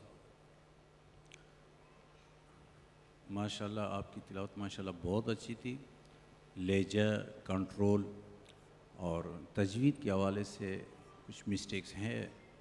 بسم اللہ الرحمن الرحیم جو میم ہے وہ آدھا پڑھا آپ نے، اور اس کے علاوہ رو تھوڑا سا ایک جگہ آپ سے پر نہیں پڑا کیا، اور اللہ کا جو لام ہے وہ بھی آپ نے وقت میں اس پہ امر اللہ، تو آپ سے لام پر نہیں کیا. اور حسی با ایک الف لمبا ہوتا ہے، با آپ نے تھوڑا سا زیادہ کیا. اور وقف پہ جو آپ رکنے کو وَلَٰكِن رسول اللہ، تو پھر آپ کو واپس وَلَٰكِن رسول اللہ وخاتم النبیین یہاں سے پڑھنا چاہیے تھا. اور صاد میں آپ کا بھی وہ شامل ہے، سو تھوڑا سا وہ شامل ہے اس میں، وہ کہ بہرحال اوورال بہت اچھا پڑھا آپ نے ماشاءاللہ. جی ماشاءاللہ عبدالوہاب صاحب نے انداز کے حساب سے کافی بہتر پڑھا ماشاءاللہ. اور لیکن آخری آیت میں یا ایھا الذین سے جب انہوں نے شروع کیا تو پھر تھوڑا سا ان کا لہجہ تھوڑا سا کمزور پڑ گیا تھا، لیکن یہ کہ انہوں نے اوورال بہت اچھا پڑھا. اور جو ہے مخارج اور صفات بھی کافی بہتر ہیں ماشاءاللہ سے. جناب تینوں قرآ حضرات ماشاءاللہ پڑھ چکے ہیں، اور اس کے بعد اب منصفین فیصلہ مرتب کریں گے. منصفین جب تک فیصلہ مرتب کر رہے ہیں، جناب ڈاکٹر جاوید عالم فاروقی صاحب السلام علیکم. وعلیکم جی. فارملی جی ہاں. ایسے میں آپ کو کر چکا ہوں. جی اچھا جی، آج آپ کیا بتا رہے ہیں ڈاکٹر صاحب؟ آج میں تھوڑا اس موسم کے حوالے سے بتا رہا ہوں، گرمی دانوں کے حوالے سے بتا رہا ہوں. پہلے تو 16 روزہ آپ کو مبارک ہو، اللہ تعالیٰ خوش رکھے، آباد رکھے آپ لوگوں کو. گرمی دانے، موسم چینج پورے پاکستان میں بہت خطرناک قسم کی گرمی پڑ رہی ہے. ہم بہت چہرے کی ایکنی ادھر ادھر، میں نے کہا آج گرمی دانوں پہ بتایا جائے کہ گرمی دانے کیوں ہوتے ہیں، کیوں موسم میں ہوتے ہیں. ایک دم چینج آتا ہے، ایک دم ریشز شروع ہو جاتے ہیں، چھوٹے چھوٹے دانے شروع ہو جاتے ہیں. گرمی دانوں کا ایک سلسلہ ہے جو کہ صرف کلائمیٹ سے ڈیپینڈ کرتا ہے. ایج کا کوئی ڈفرینس نہیں ہوتا، نیو بورن بیبی ہو، بچے ہوں، بڑے ہوں، کلائمیٹ چینج ہوگا گرمی دانے آنے شروع ہو جائیں گے. صحیح بات. جیسے ہماری باڈی پہ ہمیشہ فیس کے اوپر میں بتاتا ہوں سبیشس گلینڈ، آئل آتا ہے والا، اسی طرح ہماری باڈی میں سویٹ گلینڈ ہوتے ہیں جو کہ پسینہ نکالتے ہیں. اس کی ڈرینیج ہوتی ہے سویٹ ڈکٹ، وہ پسینے کو ڈرین کرتی ہے. جب اوور سویٹنگ ہوتی ہے، ہیومیڈیٹی زیادہ ہوتی ہے اسپیشلی ان کراچی، تو یہ اوور سویٹنگ کی وجہ سے یہ ڈرین جو کرنے والی ڈکٹ ہوتی ہے یہ بلاک ہو جاتی ہے اور پسینہ جو سویٹ ہوتا ہے وہ اسکن کے اندر ڈراپ ہونا شروع ہو جاتا ہے. جہاں اوور فلو جیسے پانی زیادہ بارش ہوئی تو اوور فلو ہوتا ہے, ڈرینیج بلاک ہونا شروع ہو جاتا ہے. ایگزیکٹلی اسی طریقے سے ہمارا ٹیمپریچر ریگولیٹنگ سسٹم جو ہوتا ہے باڈی کا گرمی میں ایکٹیویٹ ہوتا ہے. جیسے ایکٹیویٹ ہوتا ہے سویٹ گلینڈ جو پسینے کے گلینڈ ہوتے ہیں وہ ایکٹیویٹ ہوتے ہیں, اس میں ڈرینیج سویٹنگ ہوتی ہے اور وہ بلاک ہو جاتا ہے. اس کی وجہ سے ریشز آنے شروع ہو جاتے ہیں, چھوٹے چھوٹے دانے شروع ہو جاتے ہیں. سائڈ کون سی ہوتی ہیں جہاں ربنگ, جہاں ہمارا کالر ہوتا ہے نیک پہ آنے شروع ہو جاتے ہیں, شولڈر پہ آنے شروع ہو جاتے ہیں, فرنٹ پہ آتا ہے, بیک پہ دانے آنے شروع ہو جاتے ہیں. اس کا بہترین علاج تو یہ ہے کہ آپ لوز کپڑے پہنیں, ٹائٹ کپڑے نہ پہنیں, کلف والے کپڑے نہ پہنیں. ہمارے یہاں وولن کا اور کاٹن کا, ہمارے یہاں کاٹن بہت, جب بھی کاٹن یہاں زیادہ پاپولر ہے, گرمی میں کاٹن پہنی جاتی ہے کہ اس میں انہیل کر سکتے ہیں. خواتین لان پہنے, لان تو جی آج کل اور وہ بھی آنچل لان پہنے, ALH لان. اور لان سے ایک تو برانڈز بن گئے بڑے بڑے, اس میں ڈاکٹر صاحب بڑے خرچے شروع ہو گئے اب تو, جی جی ایک سے ایک برانڈ آ گئے. میری لان بہت سستی ہے جی. اچھا پہلے میں ڈاکٹر صاحب کی, ڈاکٹر صاحب اویلیبل ہے آج کل؟ جی جی, جب ایسے ہی بتا رہا ہوں میں پھر کیا. اچھا چلو. اور آج کل تو ڈاکٹر صاحب اس کے کون کون سے مطلب کہاں کہاں اویلیبل ہے, کچھ بتا سکتے ہیں؟ جی میری اپنی شاپ ہے اچھا عامر لیاقت طارق روڈ پر, وہاں جا کے لے لیں بھائی. ڈاکٹر صاحب کی ضرور پہنیں لون جو ہے ان کی, اور اس سے ضرور فائدہ اٹھائیں کیونکہ گرمی دانوں سے نجات دلائے گی وہ لون. اچھا دوسری یہ صحیح, دوسرا یہ ہے کہ آپ واش کریں اپنی باڈی کو, جتنا واش کریں گے اتنا سویٹنگ ریموو ہوگی, آپ کے گرمی دانے نہیں ہوں گے. اس میں مختلف چیزیں ہوتی ہیں, اس کے ہم ہیٹ فریش بھی کہتے ہیں, پرکلی ہیٹ بھی کہتے ہیں, ہماری میڈیکل ٹرمینالوجی میں ملرا روبرا کہلاتا ہے یہ. تو اس میں جو بھی چیز ہے اس میں ڈفرینٹ ورائٹی ہوتی ہے. کبھی کبھی انفیکشن ہو جاتا ہے کیونکہ اس میں ایچنگ بہت ہوتی ہے, خارش بہت زیادہ ہوتی ہے. جب آپ اسکریچ کرتے ہیں تو ہماری باڈی کے اندر بیکٹیریا کو, فنگل انفیکشنز کو, وائرسز کو ایک سائٹ مل جاتی ہے وہ اندر چلے جانے کے لیے, اس میں انفیکشن ڈیولپ ہو جاتا ہے. اس کے اندر کیلیمن لوشن آتا ہے, ہاں جو اس میں چکن پاکس میں بھی لگاتے ہیں. بالکل چکن پاکس میں لگاتے ہیں, وہ آپ کو ایچنگ نہیں کرتا. اور اگر بہت زیادہ ایچنگ ہو رہی ہے تو اس میں مائلڈ اسٹیرائڈ 1% ہائیڈروکورٹیزون کریم ہوتی ہے وتھ موئسچرائزر. ویسے اگر بہت زیادہ کھجلی ہو تو اس سے نیم کے پتوں سے بھی کھجا لینا جی ہاں, چاہیے. اس میں سلفر ہوتا ہے نا جی ہاں. ڈاکٹر, سلفر جو ہے نا وہ اویلیبل ہر جگہ ہوتا ہے, اس کا نیم کے پتوں سے بھی کولنگ افیکٹ ہوتی ہے. ابھی میں منٹ بھی بتاؤں گا, منٹ جو ہے وہ کولنگ آپ کو افیکٹ دیتی ہے, اس سے بھی فرق پڑتا ہے. ایک تو کپڑے ٹائٹ نہ پہنیں, واش کریں, پرکلی ہیٹ پاؤڈر لگائیے. دوسرا میں نے بتایا کیلیمن لوشن لگائیے, 1% ہائیڈروکورٹیزون یوز کیجیے. مائیں کچھ اپنے بچوں کو ریپ کرنے کی ان کی کچھ عادت ہوتی ہے, بہت آئل لگائے, اس گرمی میں آئلنگ نہ کیجیے پلیز. پیٹرولیم جیلی نہ لگائیے, کیونکہ آپ جو پیٹرولیم جیلی آئلنگ زیادہ بچے کو کریں گے تو یہ جو گلینڈ ہوتے ہیں جس کی میں نے ڈکٹ بتائی, سویٹ ڈکٹ, وہ بلاک ہو جاتی ہے, اس سے یہ دانے آنے شروع ہو جاتے ہیں. ڈاکٹر صاحب آج میں منٹ کے بارے میں بتا رہا ہوں. جی جی منٹ جو خیر بتائیں. پودینہ جو ہے بہت ساری ہماری چیزوں میں یوز ہوتا ہے, اس کی خوشبو بھی زبردست ہوتی ہے, بہت اچھی ہوتی ہے. دیکھیں جیسے الائچی, لونگ, اسی طرح منٹ, یہ جو پودینہ ہے اس کے بڑے فوائد ہیں, بہت فائدے ہیں. اور میموری کو بڑھاتی ہے, الرٹ کرتی ہے, اسکن کے اندر اینٹی ایجنگ افیکٹ ہوتا ہے, رنکلز نہیں آتے. جس میں بھی وائٹامن اے اور سی ہوگا نا, ایک تو وہ آئی سائٹ میں, وائٹامن اے تو ہماری آئی سائٹ کے لیے بیسٹ ہے. بہت ساری میں نے فروٹس بھی بتائیں, ویجیٹیبل بتائیں, اس میں بھی وائٹامن اے ہوتا ہے. وائٹامن اے ہمارے جس چیز میں بھی ہوگا ہماری ویژن کو بہتر کرے گا. اسی طرح وائٹامن سی اور وائٹامن اے دونوں ہماری اسکن کو بہتر کرتے ہیں. منٹ کے اندر یا لونگ جو ہے یا الائچی جو ہے وہ آپ کے اورل کیوٹی, جو منہ کا حصہ ہے اس کو ہم اورل کیوٹی کہتے ہیں, اس میں ہمارے دانت بھی آ جاتے ہیں, ہمارے گمز بھی آ جاتے ہیں, ہمارے پیلیٹ بھی آ جاتے ہیں, ان سب کو, اس طرح ٹیسٹ برڈز آ جاتے ہیں, ان کو بڑا نرش کرتی ہے, بہتر کرتی ہے.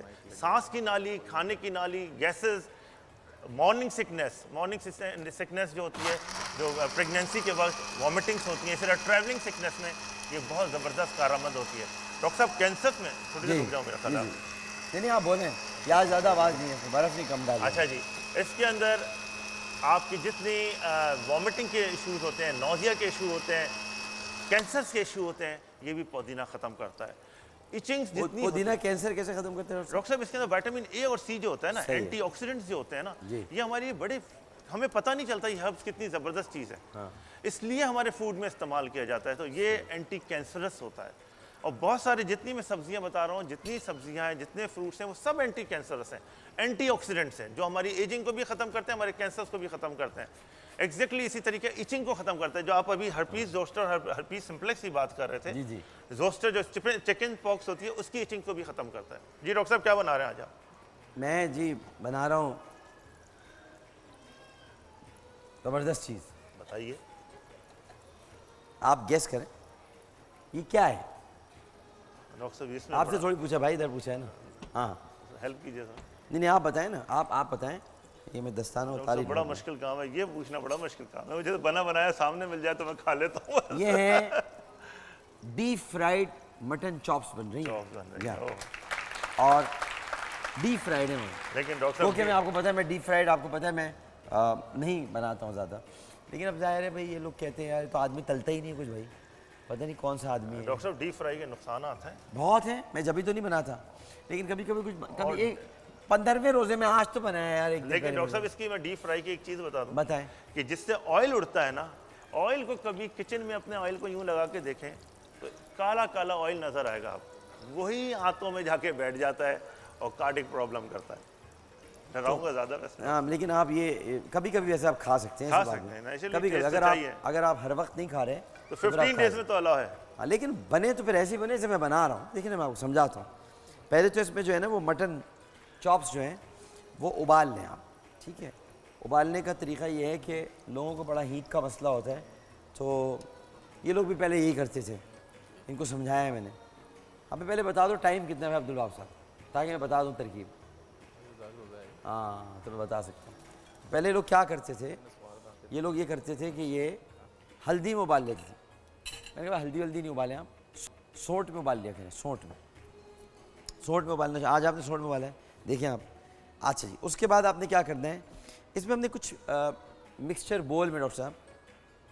اچھا آپ سنتے اتنی توجہ سے جیسے کہ آپ بہت بنائیں گے جا کے. میں کچھ نہیں بنا سکتا. توجہ سے سن رہے ہو. اب آپ نے کھڑا کیا ہے تو یہاں میں بالکل. اس میں آپ نے نمک ڈالنا ہے، اجینو موتو ڈالنا ہے. نمک اور اجینو موتو کے ساتھ آپ نے اس میں دھنیا کا پیسٹ، جو ابھی آپ پودینے کی بات کرتے تھے، دھنیا الگ اور پودینہ الگ. دھنیا کا پیسٹ ہے، پودینے کا پیسٹ ہے، لہسن ہے پسا ہوا، ادرک ہے پسا ہوا، اور اس میں ہری مرچوں کا پیسٹ ہے. ڈاکٹر صاحب نے وہ ساری چیزیں ڈالی. وہ میں آپ سے کہہ رہا تھا نا کہ اگر یہ جو دستانے میں سے ہری مرچیں تھیں، میں نے کہا اسے ہم اپنی ناک منگلی کر لیں تو کیا ہوگا. تو آپ نے کہا پھر اس کے بعد جو ہوگا پھر تو آپ جتنے بھی ناک صاف کرتے رہیں بس لال ہو جائے گی. بالکل ایکسپیکٹورنٹ کا کام رہے گا، بلغم نکل جائے گا. بس یہ کہ کبھی بھی اگر کسی سے بہت محبت کرنی ہو آپ کے، یار تمہاری ناک صحیح نہیں، پہلے ہری مرچیں لگا کے صاف کر لی تھوڑی سی نا. تو خیر یہ آپ نے سب کیا. اس کے بعد جی اس میں تھوڑی سی کالی مرچیں ڈال لیں. کالی مرچیں بھی ڈال سکتے ہیں اور وائٹ پیپر بھی ڈال سکتے ہیں. جب یہ سب کر لیں آپ تو اس کے بعد اس کو اچھی طرح سے ایٹ لیسٹ 15 منٹ تو رکھنے چاہیے، لیکن میں نے بھی 8-9 منٹ رکھ دیے تھے. پھر یہ چاول کا آٹا پیس لیں. چاول کا آٹا گھر میں بھی پی سکتے ہیں آپ. چاول کا آٹا پیس کے، چاول کا آٹا یاد ہے، چاول کا، میدا نہیں، چاول کا آٹا. اس میں اس کو آپ نے لت پت کرنا ہے. لت پت کر کے اس کو آپ نے انڈے میں چپڑ لینا ہے. ڈاکٹر صاحب یہ ریسیپی میری بیگم سنتی ہے خاص. اچھا تو مطلب اب دیکھیں نا اردو میں کیا بولوں، اس میں انگریزی میں کیا بولوں، کیا کہیں گے اس کو؟ کیا ہیں کاٹیج کوٹنگ. کوٹنگ کر لیں، خلا بازی دلا دیں. اچھا چلو ادھر کوٹنگ کر لی. انڈے میں کیا کریں گے؟ ڈپ. اس کے بعد بریڈ کرم میں کیا کریں گے؟ کدو رول کریں گے. کہیں نہ کہیں تو پھنس گئے نا آ کے، کہیں نہ کہیں تو پھنس گئے نا، پھنسے نا آ کے، پھنسے نا. اسی لیے نہیں کرتا میں. رول کریں گے. رول کیا کریں گے بھائی؟ رول بنانے رول کریں گے بھائی. اس میں لت پت کریں گے، اس میں چپیڑیں گے، اس میں ڈال دیں گے. ختم بات. چکر میں پڑیں گے. یہی سمجھ میں آئے گا لوگوں کو. ہاں اور بھائی میرے آڈینس جو ہیں پاکستان کے آڈینس ہے، میرے آڈینس وہ نہیں ہے. اس پہ تھوڑا سا ڈپ کر کے، کھوٹ کر کے، اس کو رول کر کے اس میں ڈال دیں. ہے نہیں بتایا؟ بتاؤ ذرا. یہ اور یہ ان عورتوں کو بتا رہے ہوتے ہیں جو کچن میں جاتی نہیں ہے کبھی. ماں بھی ان کے کوک بنا رہے ہوتے ہیں. کوک کیا بنا ہے؟ میڈم یہ تیار ہے. تو بھائی اس کو بتانے کیا فائدہ. اب میں بولوں اس میں جی تھوڑا سا بلیک پیپر تھا، this is mint and this is salt and this is ginger. میں نہیں کر سکتا ہے, مجھ سے نہیں ہوتا یہ کام. کوٹ کر کے تو ریپ کر کے تو پتہ نہیں کیا کر کے ڈپ کر کے. بھائی وہ سیدھی سی بات ہے نا. اس میں جو کیا کیا تھا بھائی اس کو, نہیں کیا بتایا تھا, میں سکھایا تھا, لت پت کیا, اس کو چپیڑا. اچھا اگر آپ کو وہ لفظ اچھا نہیں لگ رہا, لت پت کیا, چپیڑا اور اسے لتھیڑا, لتھیڑ دیں اس کے اندر اور پھر اس کے بعد آپ ڈال دیں. یہ ہے ڈاکٹر صاحب. یہ لوگ سمجھتے نہیں ہیں, حالانکہ سب جو ہیں وہ ہم ہیں, جتنے لوگ یہاں بیٹھے ہیں وہ ہم ہیں, لیکن نہیں کوٹ کر لو بھائی, کوٹ. ڈاکٹر صاحب ڈیکوریٹ کتنا خوبصورت کیا, یہ تو آپ دیکھیں نا کیا دیکھیں آپ, میں کوئی کوٹ کر لو, میں کوئی رنگریز ہوں, کوٹ کر رہا ہوں میں, کیا ہے. یہ ہو گئے جناب. آپ دیکھیں کہ بنا کیا شاندار ہے. دکھاؤ عبد الوہاب ان کو, تم ایسا لگ رہا ہے چلو ویسے پھول کے اوپر رکھ دے. یہ اس نے آزادی کا پرچم بلند کر دیا ہے, اس کو یہاں پر.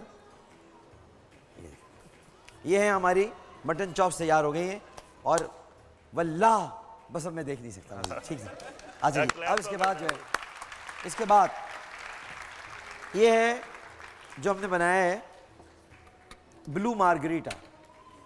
اچھا ہاں, مطلب یہ بلو تو نہیں رہا ہے, خیر یہ ریڈ مارگریٹا ہو گیا, مگر اس کو ایک طریقہ ہوتا ہے. واپس ڈال دیتا ہوں. ایک چیز میں آپ کو دکھا دوں, دیکھیں کیا ہے, کیا کیا ہے میں نے. یہ شوگر سیرپ ہے, میں نے گلاس کا جو کیا کہیں گے اس کو, نہیں ڈپ کیا کیا ہے, ڈبو دیا ہے. ہاں, اس کے بعد نکال کے یہ نمک لگا دیا اس پہ, یہ شوگر سیرپ کے ساتھ. ٹھیک ہے نا.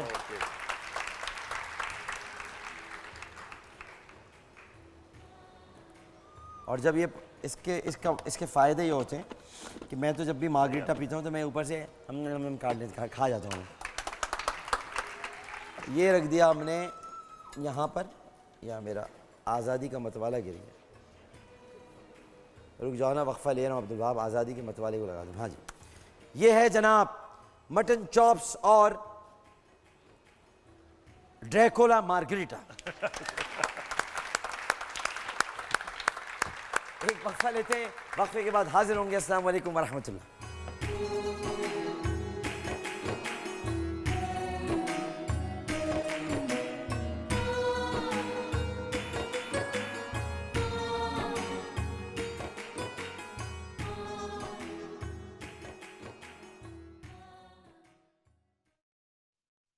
سے آئے ہیں مقابلے کے آخری پارٹیسپینٹ.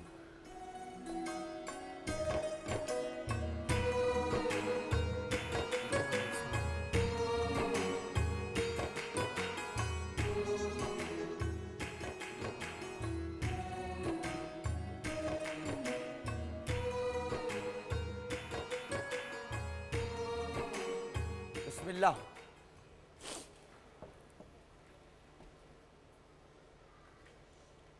أعوذ بالله من الشيطان الرجيم.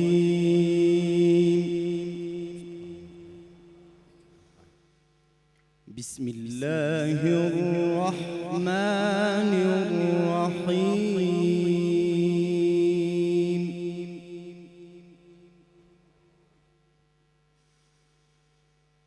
ما كان على النبي من حرج فيما فرض الله له.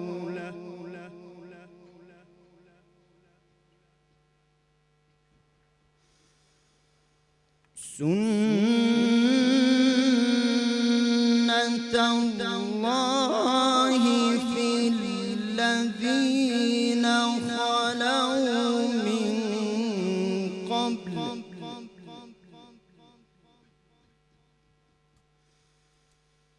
وكان أمر الله قدرا مقدورا.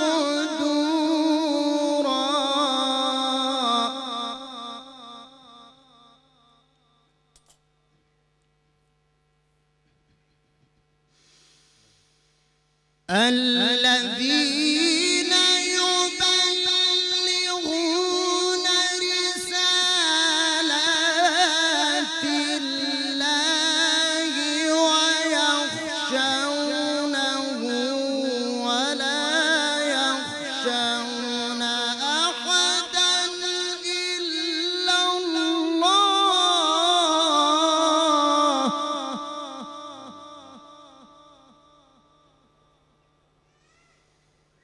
وكفى بالله حسيبا.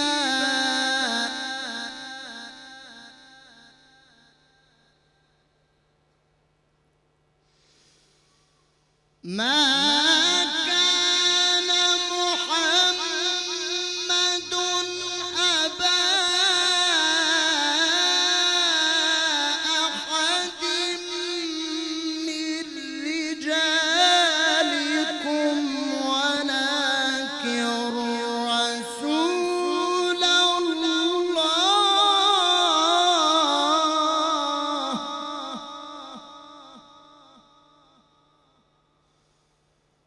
وخاتم النبيين وكان الله بكل شيء عليما.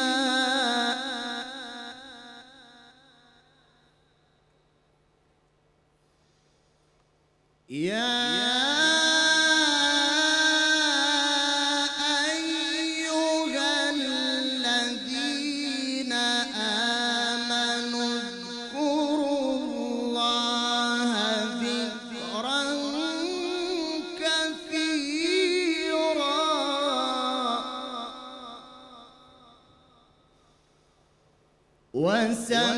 وسبحوه بكرة وأصيلا. صدق الله العظيم.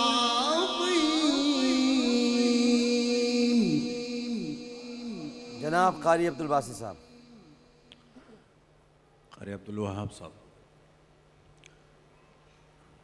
ماشاءاللہ آپ کی تلاوت ماشاءاللہ بہت اچھی تھی. لہجہ، کنٹرول اور تجوید کے حوالے سے کچھ مسٹیکس ہیں. بسم اللہ الرحمن الرحیم جو میم ہے وہ آدھا پڑھا آپ نے، اور اس کے علاوہ رو تھوڑا سا ایک جگہ آپ سے پر نہیں پڑھا کیا، اور اللہ کا جو لام ہے وہ بھی آپ نے وقت میں اس پہ امر اللہ، تو آپ سے لام پر نہیں کیا. اور حسی با ایک الف لمبا ہوتا ہے، با آپ نے تھوڑا سا زیادہ کیا. اور وقف پہ جو آپ رکنے کو وَلَٰكِن رسول اللہ، تو پھر آپ کو واپس وَلَٰكِن رسول اللہ وخاتم النبیین یہاں سے پڑھنا چاہیے تھا. اور صاد میں آپ کا بھی وہ شامل ہے، تھوڑا سا وہ شامل ہے اس میں. وہ کہ بہرحال اوورال بہت اچھا پڑھا آپ نے ماشاءاللہ. جی ماشاءاللہ عبدالوہاب صاحب نے انداز کے حساب سے کافی بہتر پڑھا ماشاءاللہ.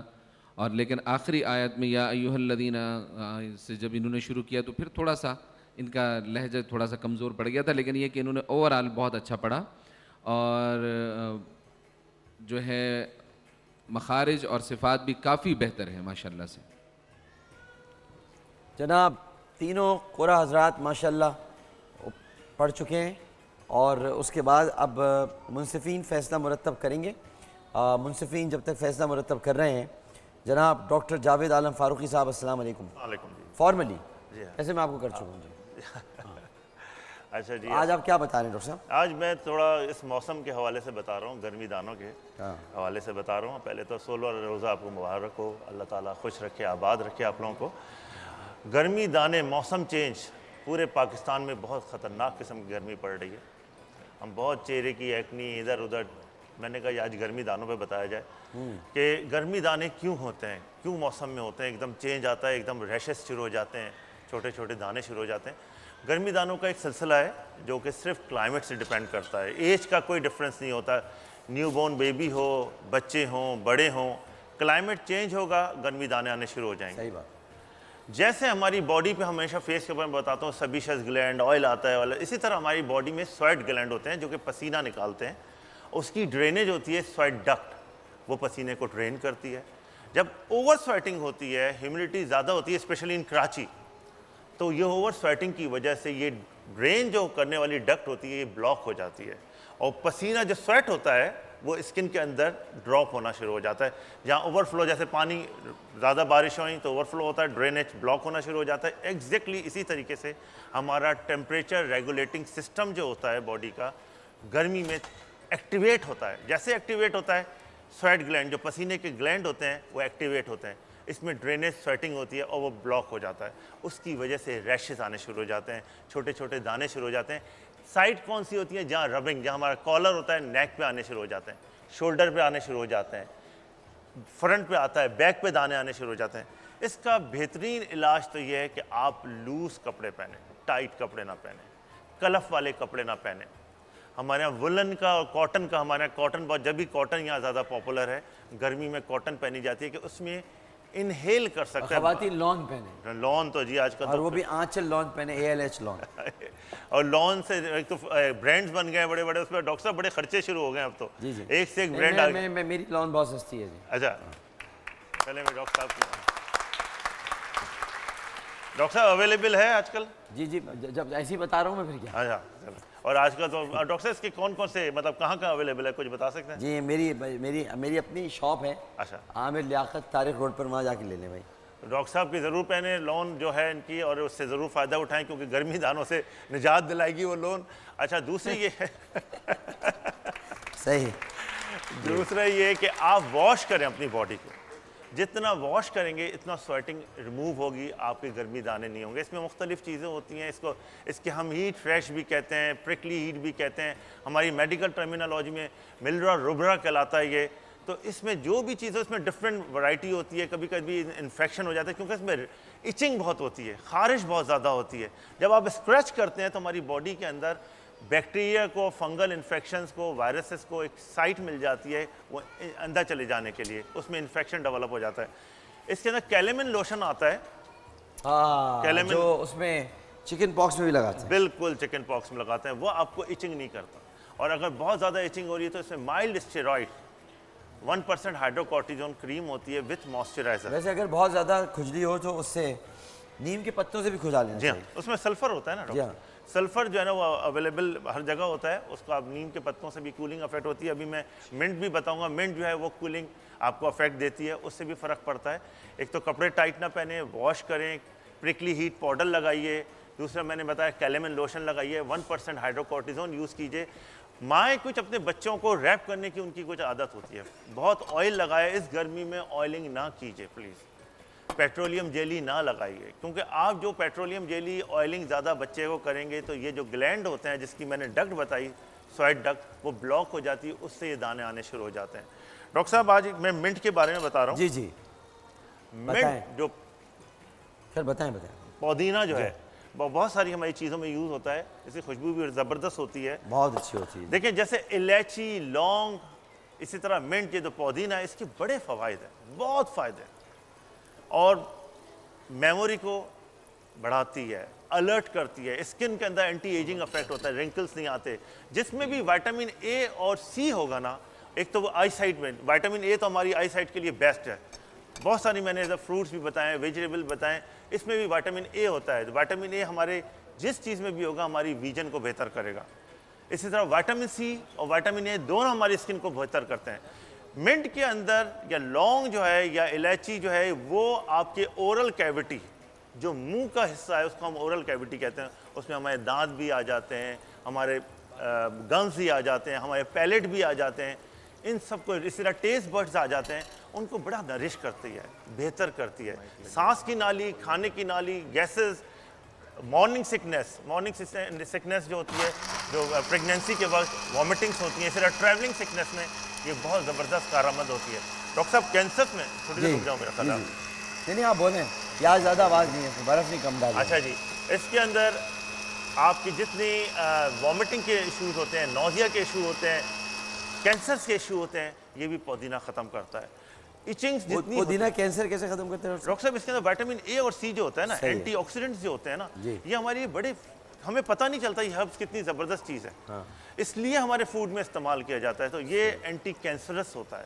اور بہت سارے جتنی میں سبزیاں بتا رہا ہوں، جتنی سبزیاں ہیں، جتنے فروٹس ہیں، وہ سب اینٹی کینسرس ہیں، اینٹی آکسیڈنٹس ہیں، جو ہماری ایجنگ کو بھی ختم کرتے ہیں، ہمارے کینسرس کو بھی ختم کرتے ہیں. ایگزیکٹلی اسی طریقے ایچنگ کو ختم کرتے ہیں. جو آپ ابھی ہرپیس زوسٹر ہرپیس سمپلیکس کی بات کر رہے تھے، زوسٹر جو چکن پاکس ہوتی ہے اس کی ایچنگ کو بھی ختم کرتا ہے. جی ڈاکٹر صاحب کیا بنا رہے ہیں آج آپ؟ میں جی بنا رہا ہوں زبردست چیز. بتائیے.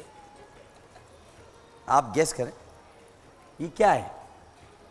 ڈاکٹر صاحب اس میں آپ سے تھوڑی پوچھا بھائی، ادھر پوچھا ہے نا. ہاں ہیلپ کیجیے سر. نہیں آپ بتائیں نا، آپ بتائیں. یہ میں دستانوں اور تاریخ بڑا مشکل کام ہے یہ پوچھنا، بڑا مشکل کام ہے. مجھے تو بنا بنایا سامنے مل جائے تو میں کھا لیتا ہوں. یہ ہے ڈیپ فرائیڈ مٹن چاپس بن رہی ہیں اور ڈیپ فرائیڈ ہے.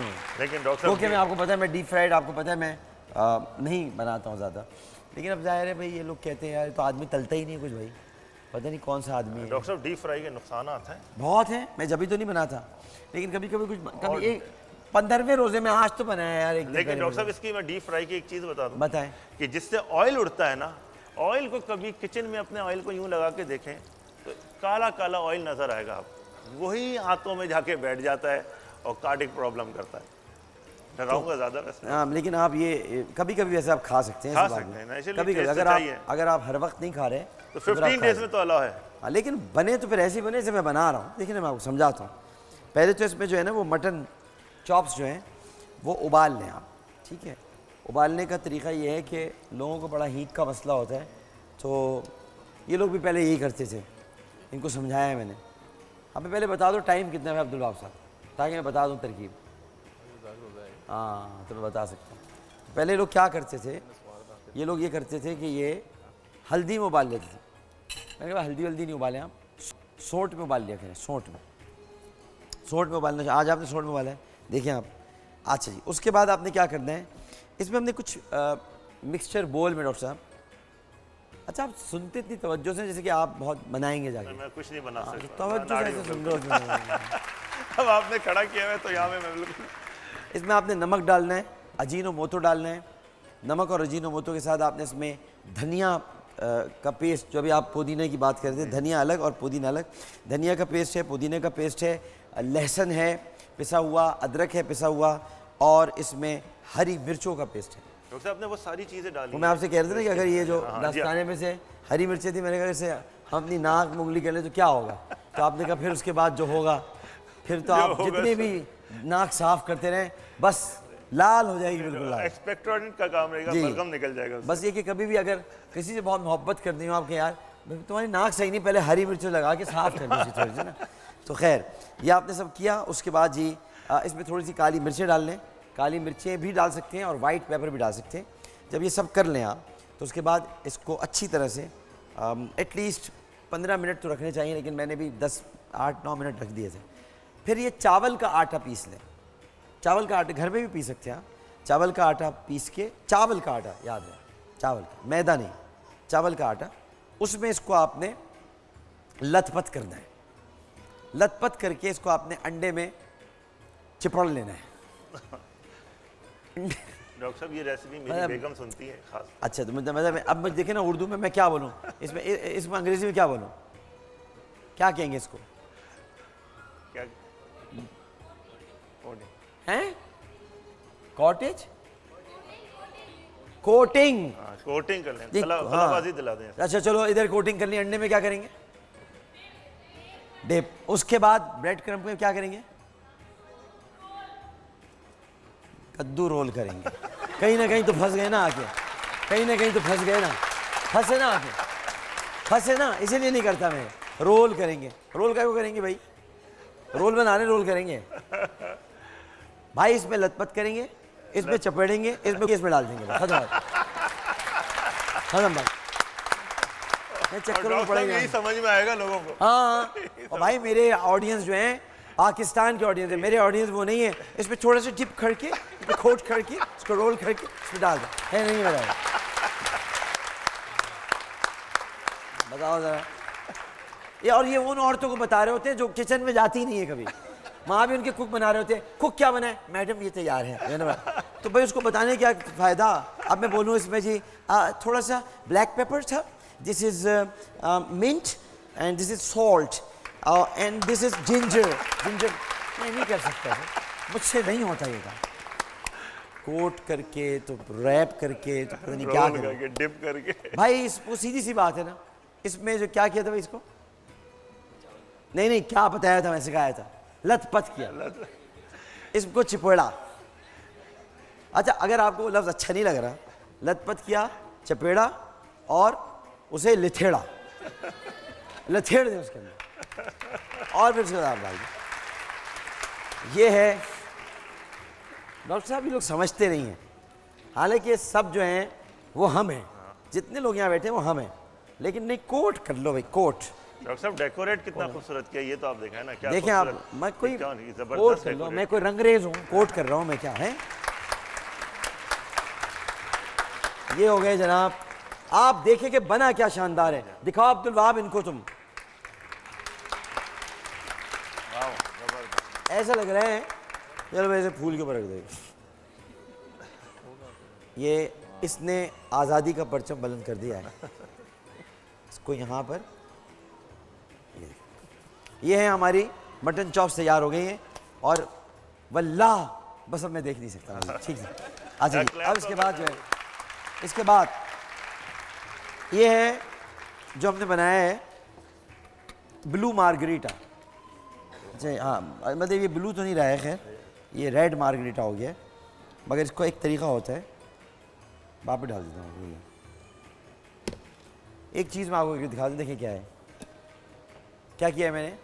یہ شوگر سیرپ ہے, میں نے گلاس کا جو کیا کہیں گے اس کو, نہیں ڈپ کیا کیا ہے, ڈبو دیا ہے. ہاں, اس کے بعد نکال کے یہ نمک لگا دیا اس پہ, یہ شوگر سیرپ کے ساتھ. ٹھیک ہے نا.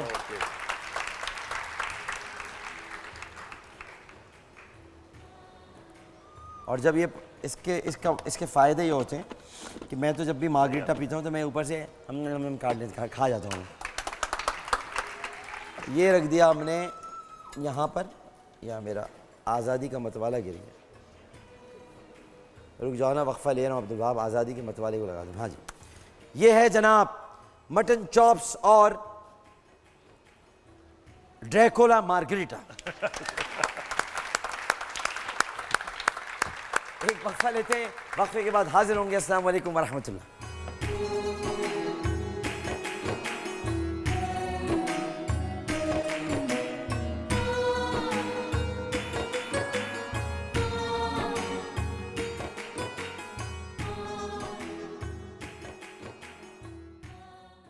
کے خزینے لایا ہے مہمان خدا رمضان میں بول.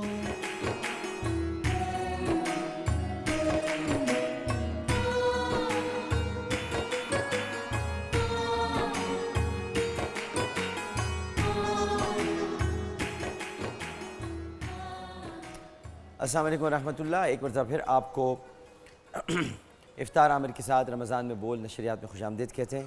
اور یہاں پر ہمارے منصفین حضرات نے اپنا فیصلہ یقیناً مرتب کر لیا ہوگا. تو جناب قاری عبد الباسط صاحب اور قاری حسین علی صاحب. بسم اللہ الرحمن الرحیم. آج کے کمپٹیشن میں ماشاءاللہ تینوں قراء حضرات نے اپنا فن کا مظاہرہ کیا. ظاہر ہے کسی نے پوزیشن تو لینی ہے, اور یہ جیت صرف یہ نہیں کہ جس کی پوزیشن آئی بس وہ جیت گئے تو باقی ہار گئے. نہیں, ایسی کوئی بات نہیں ہے. آپ قرآن کی پاک پڑھ رہے ہیں, آپ جہاں پڑھیں گے, جس طرح پڑھیں گے, شوق سے پڑھیں گے, اچھی نیت سے پڑھیں گے, آپ کو ثواب ملے گا.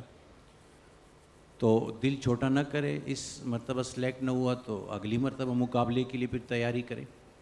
بہرحال آج کے مقابلے میں جو سوئم پوزیشن قاری عمیر عطر صاحب نے حاصل کی ہے,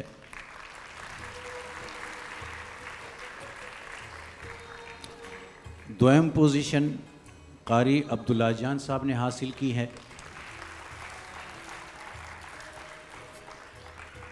اور اول پوزیشن قاری عبدالوہاب صاحب نے حاصل کی ہے. مبارک ہو.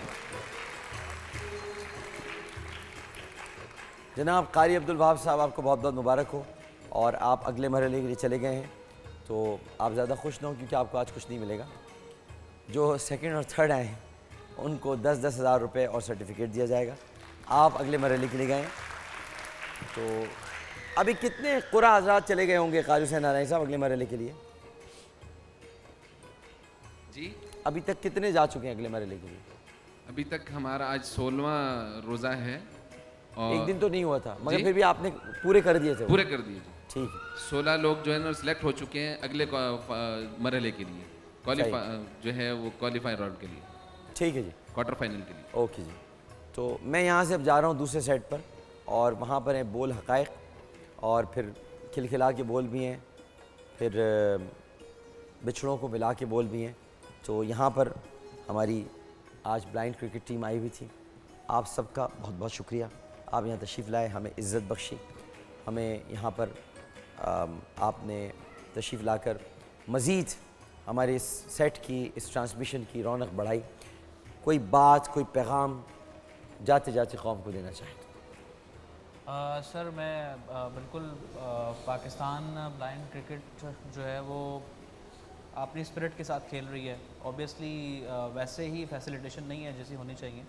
تو یہی سب کے لیے میسیج ہے کہ اپنا فوکس پازیٹیو کاز کے لیے فوکس رکھیں اور اپنے آپ کو پروف کرتے رہیں. اللہ تعالیٰ کہیں نہ کہیں آپ کو ضرور اس کا آؤٹ پٹ ضرور دے گا انشاءاللہ تعالیٰ. اور اس کے ساتھ ساتھ جو ہے وہ عامر بھائی کو میں ریکویسٹ کرنا چاہوں گا میں اپنے بہاف پہ کہ میرے ابھی ذہن میں ایک بات ہے کہ میں ان کو کہوں کہ جو پاکستان کی بلائنڈ کرکٹ ٹیم ہے ان کو عمرے کی سعادت جو ہے وہ آپ کی طرف سے ملنی چاہیے. کتنے لوگ ہیں طارق بھائی, کتنے لوگ ہیں سر؟ 15 کا اسکاٹ ہوتا ہے اور 15 لوگوں کو عمرہ میں کراؤں. Thank you. رمضان کے بعد شوال ہے اور شوال سے کے درمیان کا مہینہ ہے ذیقعد کا.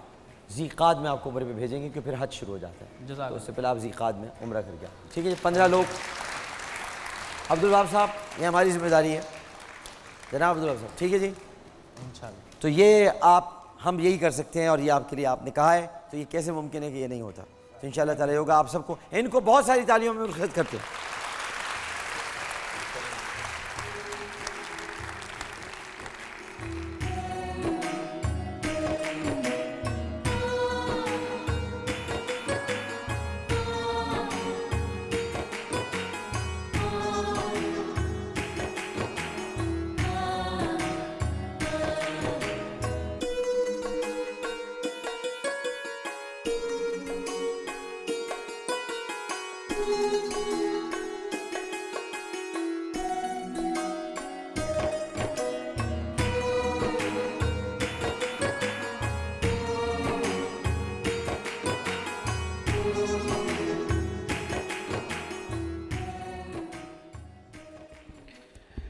ناظرین محترم, آپ کو یاد ہوگا کہ کل جب ہم گفتگو کر رہے تھے تو ہم 70 گناہ کبیرہ جو بڑے کبائر گناہ ہیں ان کی ہم بات کر رہے تھے. اور کل ہم نے پہلے کبیرہ گناہ کی بات کی تھی اور وہ تھا شرک. اب یہ ہمارا جو آج ہم جو موضوع ہے وہ ہمارا یعنی ہمارے سے مراد یہ کہ موضوع میں شامل ہوتا ہے. ہم تو یہ اللہ تعالیٰ ہمیں محفوظ فرمائے. لیکن جو دوسرا گناہ کبیرہ ہے وہ ہے قتل. بیٹا یہ سب نیٹ پہ ڈلے ہوئے ہوتے ہیں تو یہ اس کی پتہ ہی روشنی آ رہی ہے. موبائل جو ہے نا یہ خود ایک دجال ہے, تو اس کو تھوڑا سا اگر آپ ہے نا. تو دوسرا جو ہے گناہ کبیرہ وہ ہے قتل. اسلامی تعلیمات کے مطابق جو ہمارے دین نے ہم کو سکھایا ہے, اسلامی تعلیمات کے مطابق کسی انسان کو ناحق قتل کرنا شرک کے بعد سب سے بڑا گناہ ہے. کسی انسان کو, انسان یہ اسلام سکھاتا ہے. انسان, مسلمان کی بات نہیں ہو رہی, کسی اور مذہب سے تعلق رکھنے والے کی بات نہیں ہو رہی. کسی انسان کو ناحق قتل کرنا شرک کے بعد سب سے بڑا گناہ ہے. حضرت آدم علیہ السلام کے جو نافرمان بیٹے قابیل نے اپنے ہاتھوں اپنے بھائی حابیل کا قتل کیا، یہ انسانی تاریخ کا ایک ایسا لرزہ خیز واقعہ تھا کہ اس کے بعد سے قتل و غارت کا طوفان تھم نہیں سکا، اور قدرتی آفات کی بنا پر اتنے انسان ہلاک نہیں ہوئے جتنے انسانوں کے ہاتھوں انسان ہلاک ہوئے۔ آفات نے اتنے لوگ ہلاک نہیں کیے۔ سورۃ النساء میں ارشاد ہوتا ہے کہ جو کسی مومن کو جان بوجھ کر قتل کرتا ہے اس کا بدلہ جہنم ہے اور وہ ہمیشہ وہیں رہے گا، ہمیشہ وہیں، ہمیشگی کا عذاب جس کو کہا جاتا ہے۔ اور یاد رکھیے کہ اسلام میں صرف مسلمانوں کے قتل کی ممانعت نہیں ہے، اسلام میں داعش کے اسلام کی بات نہیں کر رہا، میں TTP کے اسلام کی بات نہیں کر رہا، میں محمد مصطفیٰ کے اسلام کی بات کر رہا ہوں۔ داعش اور TTP کے لوگ ہیں جہنم کے کتے، تو ان کی بات نہیں ہو رہی۔ These are the dogs of hell, اور رسول اللہ کی حدیث کے مطابق یہ خوارج ہیں، یہ کتے ہیں اور جہنم کے کتے ہیں۔ تو یہ بات ہو رہی ہے نبی کریم صلی اللہ علیہ وسلم کے دین کی، اور اس دین میں صرف مسلمانوں کے قتل کی ممانعت نہیں ہے بلکہ ہر اس شخص کے قتل کی ممانعت ہے جسے اللہ تعالیٰ نے حرمت بخشی ہے، اور ہر انسان کو اللہ نے حرمت عطا فرمائی ہے۔ اور قرآن مجید گواہی دیتا ہے کہ ایک انسان کا قتل پوری انسانیت کے قتل کے مترادف ہے۔ یہ کہہ دینے کی بات نہیں ہے کہ قتل ہوا اور ہم نے مذمت کر دی، کہ ایک انسان کا قتل پوری انسان، عمل کر کے دکھانا ہے۔ اور عمل وہی کر سکتے ہیں جو شریعت مطہرہ پہ چلتے ہیں، عمل وہی کرتے ہیں جو حسینی ہوتے ہیں، جو اپنا سر تو کٹا دیتے ہیں، اپنا سر تو کٹا دیتے ہیں، اور وہ بھی سجدے میں کٹا دیتے ہیں۔ تو یہ بنیادی بات ہوتی ہے کہ انسان کس راستے پر چل رہا ہے، کس راہ پر گامزن ہے۔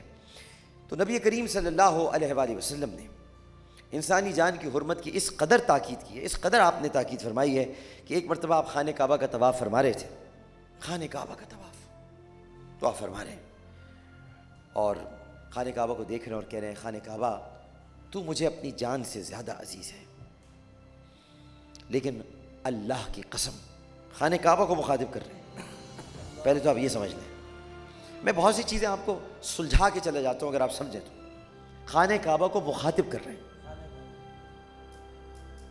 خانہ کعبہ کو مخاطب کر رہے ہیں۔ پتھر کی چار دیواری کو کون مخاطب کرتا ہے؟ خانہ کعبہ کو مخاطب کر رہے ہیں کیونکہ یہ رسول ہیں۔ میں اور آپ مخاطب کریں تو بات نہیں ہے، رسول کی بات سب سنتے ہیں، پتھر بھی، شجر بھی، حجر بھی، پہاڑ بھی، دریا بھی، نبی کی بات سن رہے ہیں، نبی کی بات۔ تو اس میں خانہ کعبہ کو بھی اللہ نے کان دے دیے، سن دیکھ مصطفیٰ کیا کہہ رہا ہے، ورنہ تو پتھر کی دیوار ہے۔ تو رسول اللہ بات کر سکتے ہیں صرف۔ اب ہر آدمی خانہ کعبہ سے بات نہیں کر سکتا، ہر آدمی صرف اللہ سے بات کر سکتا ہے۔ پتھروں سے انسان بات نہیں کرتے، انبیاء بات کرتے ہیں، اور نبیوں میں بھی جو نبی ایسا ہو جو تاجدار انبیاء ہو۔ تو انہوں نے کہا کہ تو مجھے اپنی جان سے زیادہ عزیز ہے، لیکن اللہ کی قسم مسلمانوں کے خون کی حرمت، کیونکہ یہ خانہ کعبہ تھا۔ اب یہاں لوگ کہیں گے کہ قرآن میں تو انسان کا قتل ہے، یہاں مسلمان کی بات ہے، اس سے کہ وہاں سب مسلمان تھے، تو خانہ کعبہ کے ارد گرد مسلمان چکر لگاتے ہیں، غیر مسلم نہیں لگاتے۔ تو خانہ کعبہ سے اتنی بات کی جا رہی ہے جتنی خانہ کعبہ کو سمجھ میں آنی ہے۔ سمجھ میں آنے سے مراد ہے کہ جتنی خانہ کعبہ کو بات بتلانی ہے کہ مسلمان، کیونکہ وہ طواف کرتے ہیں کہ مسلمان کے خون کی حرمت بھی تجھ سے زیادہ عزیز ہے۔ خطبہ حجۃ الوداع کے موقع پر جو انسانیت کا منشور ہے، آپ صلی اللہ علیہ وآلہ وسلم نے تاریخ ساز خطبے میں اس بات پر زور دیا تھا کہ کسی کا خون نہ بہایا جائے۔ پھر آپ نے 3 مرتبہ ارشاد فرمایا تھا، اور مجھے کہنے دیجئے کہ تمہارے خون، تمہارا مال اور تمہاری آبروئیں ایک دوسرے کے لیے ایسے ہی حرمت رکھتی ہیں جیسے آج کا دن، یعنی اسی مہینے ذی الحجہ میں اس شہر مکہ میں تمہارے دن کی حرمت ہے۔ یعنی کون سا دن؟ عرفہ کا دن۔ عرفہ کے دن کی جو حرمت ہے، بتایا کہ ایسی حرمت ہے انسانی جان کی، مال کی اور آبرو کی۔ تم سب اپنے پروردگار سے جا کر ملو گے، اور پھر وہ تم سے تمہارے اعمال کے بارے میں پوچھے گا، لہٰذا میرے بات پلٹ کر ایسے گمراہ یا کافر نہ ہو جانا کہ ایک دوسرے کی گردنیں مارنے لگو۔ یہ خطبہ حجۃ الوداع میں آپ نے ارشاد فرمایا۔ تو یہ ہے قتل۔ پھر تیسرا گناہ کبیرہ گناہوں میں جادو. اسلام جادو کرنے کو بڑے ہلاکت خیز گناہ میں شمار کیا گیا ہے. اور صحیح بخاری میں نبی کریم صلی اللہ علیہ وآلہ وسلم کا ارشاد پاک ہے کہ 7 تباہ کن گناہوں سے دور رہو. آپ نے فرمایا، صحابہ کرام رضوان اللہ تعالیٰ علیہم اجمعین نے عرض کیا کہ یا رسول اللہ صلی اللہ علیہ وآلہ وسلم وہ کون سے گناہ ہیں؟ تو آپ نے 7 گناہوں کے نام بتائے جن میں جادو کرنا بھی شامل ہے. اور سورہ بقرہ میں ارشاد ہوتا ہے کہ کفر تو شیطانوں نے کیا جو لوگوں کو جادو پر اکساتے تھے. یہ سورہ بقرہ میں موجود ہے. قدیم کتابوں میں جادوگروں کی جو اقسام بیان کی گئی ہیں ان میں بابل کے جادوگر بہت مشہور ہیں. ویجولز آپ دیکھ رہے ہوں گے جادو کے بارے میں، بڑی ہم نے ریسرچ کے ساتھ یہ پروگرام ہمارا ہوتا ہے. تو بابل کے جادو کے بارے میں کہا جاتا ہے کہ ان فرشتوں میں 2 فرشتے تھے، ہاروت اور ماروت. وہ زمین پر آئے، انہوں نے قیام کیا اور ان کی وجہ سے جادو نے زور پکڑا.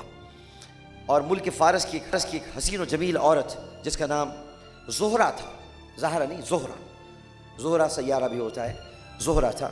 اور وہ بہت بڑی جادوگرنی تھی، بہت بڑی جادوگرنی تھی. اور اس نے جادوگروں کو ایسے گر بتائے تھے کہ شیاطین بھی اس کے تابع ہو گئے تھے. اس طرح جادو کرنا ایک بہت بڑا سنگین جرم ہے، اور جادوگروں کی بات پر یقین کرنا بھی ایک بہت بڑا گناہ ہے. اس یقین کی وجہ سے گھر تباہ ہو جاتے ہیں کہ آپ جادوگر کی کسی بات پر یقین کر لیں. مسند امام احمد بن حنبل میں نبی کریم صلی اللہ علیہ وآلہ وسلم کا ارشاد پاک موجود ہے کہ 3 قسم کے لوگ جنت میں نہیں جائیں گے. اب اس کا مطلب یہ نہیں ہے کہ یہ نہیں جائیں گے سے مراد ہے کہ اگر یہ توبہ کر لیں تو. یہ جب بتا دیتے ہیں نا کہ یہ نہیں جائیں گے تو اس کا بھائی یہ غلطی مت کرو، تو اس کا مطلب یہ کہ آپ توبہ کر لیں اور غلطی سے بچ جائیں. تو آپ تو اتنے رحیم ہیں کہ آپ نے یہ بھی بتا دیا کہ یہ نہیں جائیں گے 3، تاکہ وہ فوراً توبہ کی طرف آ جائیں.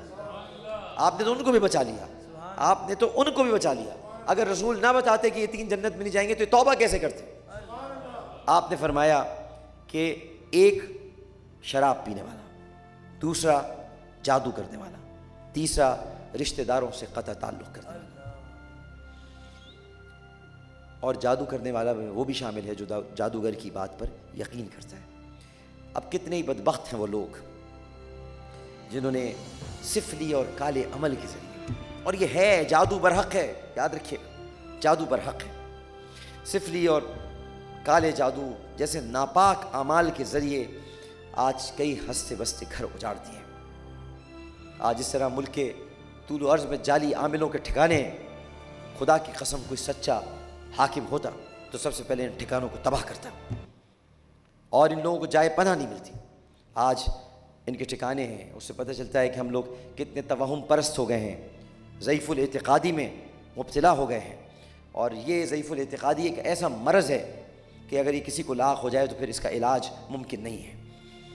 آج لوگ جادوگروں کی اندھی تقلید کرتے ہیں، اپنے معصوم بچوں تک کے گلے پر چھریاں پھیر دیتے ہیں اور انہیں ذبح کرنے سے باز نہیں آتے.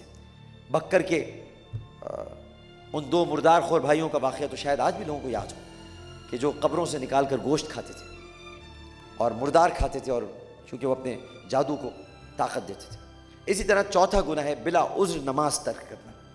سورہ مریم میں ارشاد ہوتا ہے کہ پھر ان نیک لوگوں کے بعد خلف لوگ ان کی جانشین ہوئے جنہوں نے نمازیں برباد کر دی اور خواہشات کے پیچھے پڑ گئے. ان قریب یہ لوگ جہنم میں ڈالے جانے والے ہیں.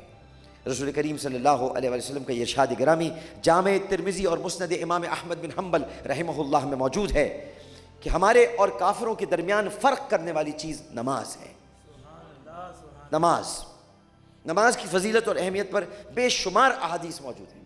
اب یہ ہو سکتا ہے کہ کوئی نماز پڑھنے سے رہ گیا ہو، کسی کی نماز چھوٹ گئی. میں آج آپ کو بتانا چاہتا ہوں کہ اگر نماز چھوٹ گئی، نماز پڑھنے سے رہ گئے، تو یہ غلطی ہو گئی آپ سے، اس کو آپ ازالہ کر سکتے ہیں. لیکن اگر آپ کہیں کہ نماز ہے ہی نہیں تو یہ کفر ہو گیا، اس کا کوئی ازالہ نہیں ہے. آپ یہ کہہ دیں مجھ سے چھوٹ گئی، مجھ سے غلطی ہو گئی، اللہ معاف فرما دے، میں پڑھتا ہوں، میں قضا کو ادا کرنے کی کوشش کرتا ہوں. لیکن اگر آپ کہیں ہے ہی نہیں، نماز ہوتی نہیں، بہت سے لوگ ایسے بھائی کیا نماز ہے، ارے نماز ہی تو اسلام ہے. قرۃ عینی فی الصلاۃ، نماز میری آنکھوں کی ٹھنڈک ہے، نماز دین کا ستون ہے، نماز جنت کی کنجی ہے، نماز مومن کی معراج ہے. نماز بے حیائی سے روکتی ہے، نماز برے کاموں سے روکتی ہے، نماز قبر کی روشنی ہے، نماز پورے صراط ہے. نماز کے کتنے فضائل بتاؤں. اس کے بعد بھی جو لوگ نماز چھوڑ دیتے ہیں وہ یقیناً بد نصیب ہے. لیکن ایک ہوتا ہے سستی، کاہلی، تساہل میں چھوڑ دینا، ایک ہوتا ہے انکار کرنا. ذرا فرق ہے اس میں. تو اپنی سستی کو تھوڑا کم کریں، نماز کی طرف آئیں، اور بلا عذر، اس لیے کہتے ہیں کہ بلا عذر نماز ترک کرنے والے کو، بس اتنا بتلا دیتا ہوں، آخری منٹ ہے، بلا عذر نماز ترک کرنے والے کو، یعنی جو بے نمازی ہوگا اس کو اس کی قبر اس طرح دبائے گی کہ پسلیاں ایک دوسرے میں پیوست ہو جائیں گی، سوائے کسی ٹھوس عذر کے، جو کہ وہ بھی میں صرف بتا رہا ہوں. یہاں فقہا تو یہ بھی نہیں کہتے، سوائے کسی ٹھوس عذر کے نماز کسی حالت میں معاف نہیں. اور ٹھوس عذر کیا ہوگا؟ یہ ہوگا کہ بھئی آپ کی جسمانی کیفیت اور حالت ایسی ہو چکی ہے جو بالکل آخری وقتوں میں ہوتی ہے کہ آپ کو اپنی حاجتوں کا بھی خیال نہیں رہ پاتا. یہی بس ایک ٹھوس عذر ہے، ورنہ نماز کسی حالت میں معاف، موت کی حالت میں بھی معاف نہیں. بندہ آنکھوں سے اندھا ہے، کانوں سے بہرا ہے، منہ سے گونگا ہے، ہاتھ سے معذور ہے، پھر بھی اس کو نماز معاف نہیں ہے. نماز کھڑے ہو کر نہیں پڑھ سکتے تو بیٹھ جائیں، بیٹھ کر نہیں پڑھ سکتے تو لیٹ کر پڑھیں، لیٹ کر نہیں پڑھ سکتے تو اشاروں سے پڑھیں. بس پڑھنا ضروری ہے. یہ جو آپ ایک دفعہ، اور کوئی ایک ہی ہوگی آپ کی نماز، دیکھیں چنی جاتی ہے نا بہت ساری چیزیں، ساری عمر کی نمازیں آپ نے رکھ دی، ان کی اہمیت نہیں. ان میں سے کوئی ایک نماز ہوگی جو آپ نے کوئی بہت ہی تکلیف کی حالت میں، جب اٹھا بھی نہیں جا رہا ہوگا، جب آنکھیں بھی بار بار بند ہو رہی ہوں گی، جب تکلیف بھی ہو رہی ہوگی، تب بھی آپ کھڑے ہوئے اور آپ نے رکوع میں گئے اور بہت کمر میں درد تھا آپ کی شدید، لیکن آپ نے کہا سبحان رب العظیم. اللہ نے کہا بس بخش دو اس کو، میرے بندے کو، اسے ایک نماز، بس اسے ایک نماز میں بخش دو، بس اسے ایک نماز پہ اس کو بخش دو. وہ ایک سجدہ جسے تو گراں سمجھتا ہے، اسی لیے تو اقبال نے کہا تھا وہ ایک سجدہ 1000 سجدوں سے دیتا ہے آدمی کو نجات. وہ ایک سجدہ جسے تو گراں سمجھتا ہے. ہر ایک کے آگے جھکو مت، بس ایک سجدہ کر لو، خدا کے آگے جھک جاؤ، 1000 سجدوں سے تمہیں نجات مل جائے گی. پھر کسی کے آگے نہیں جھکو گے اگر خدا کے آگے جھکے گا. وقفہ لیتے ہیں، وقفے کے بعد حاضر ہوں گے. السلام علیکم ورحمۃ اللہ.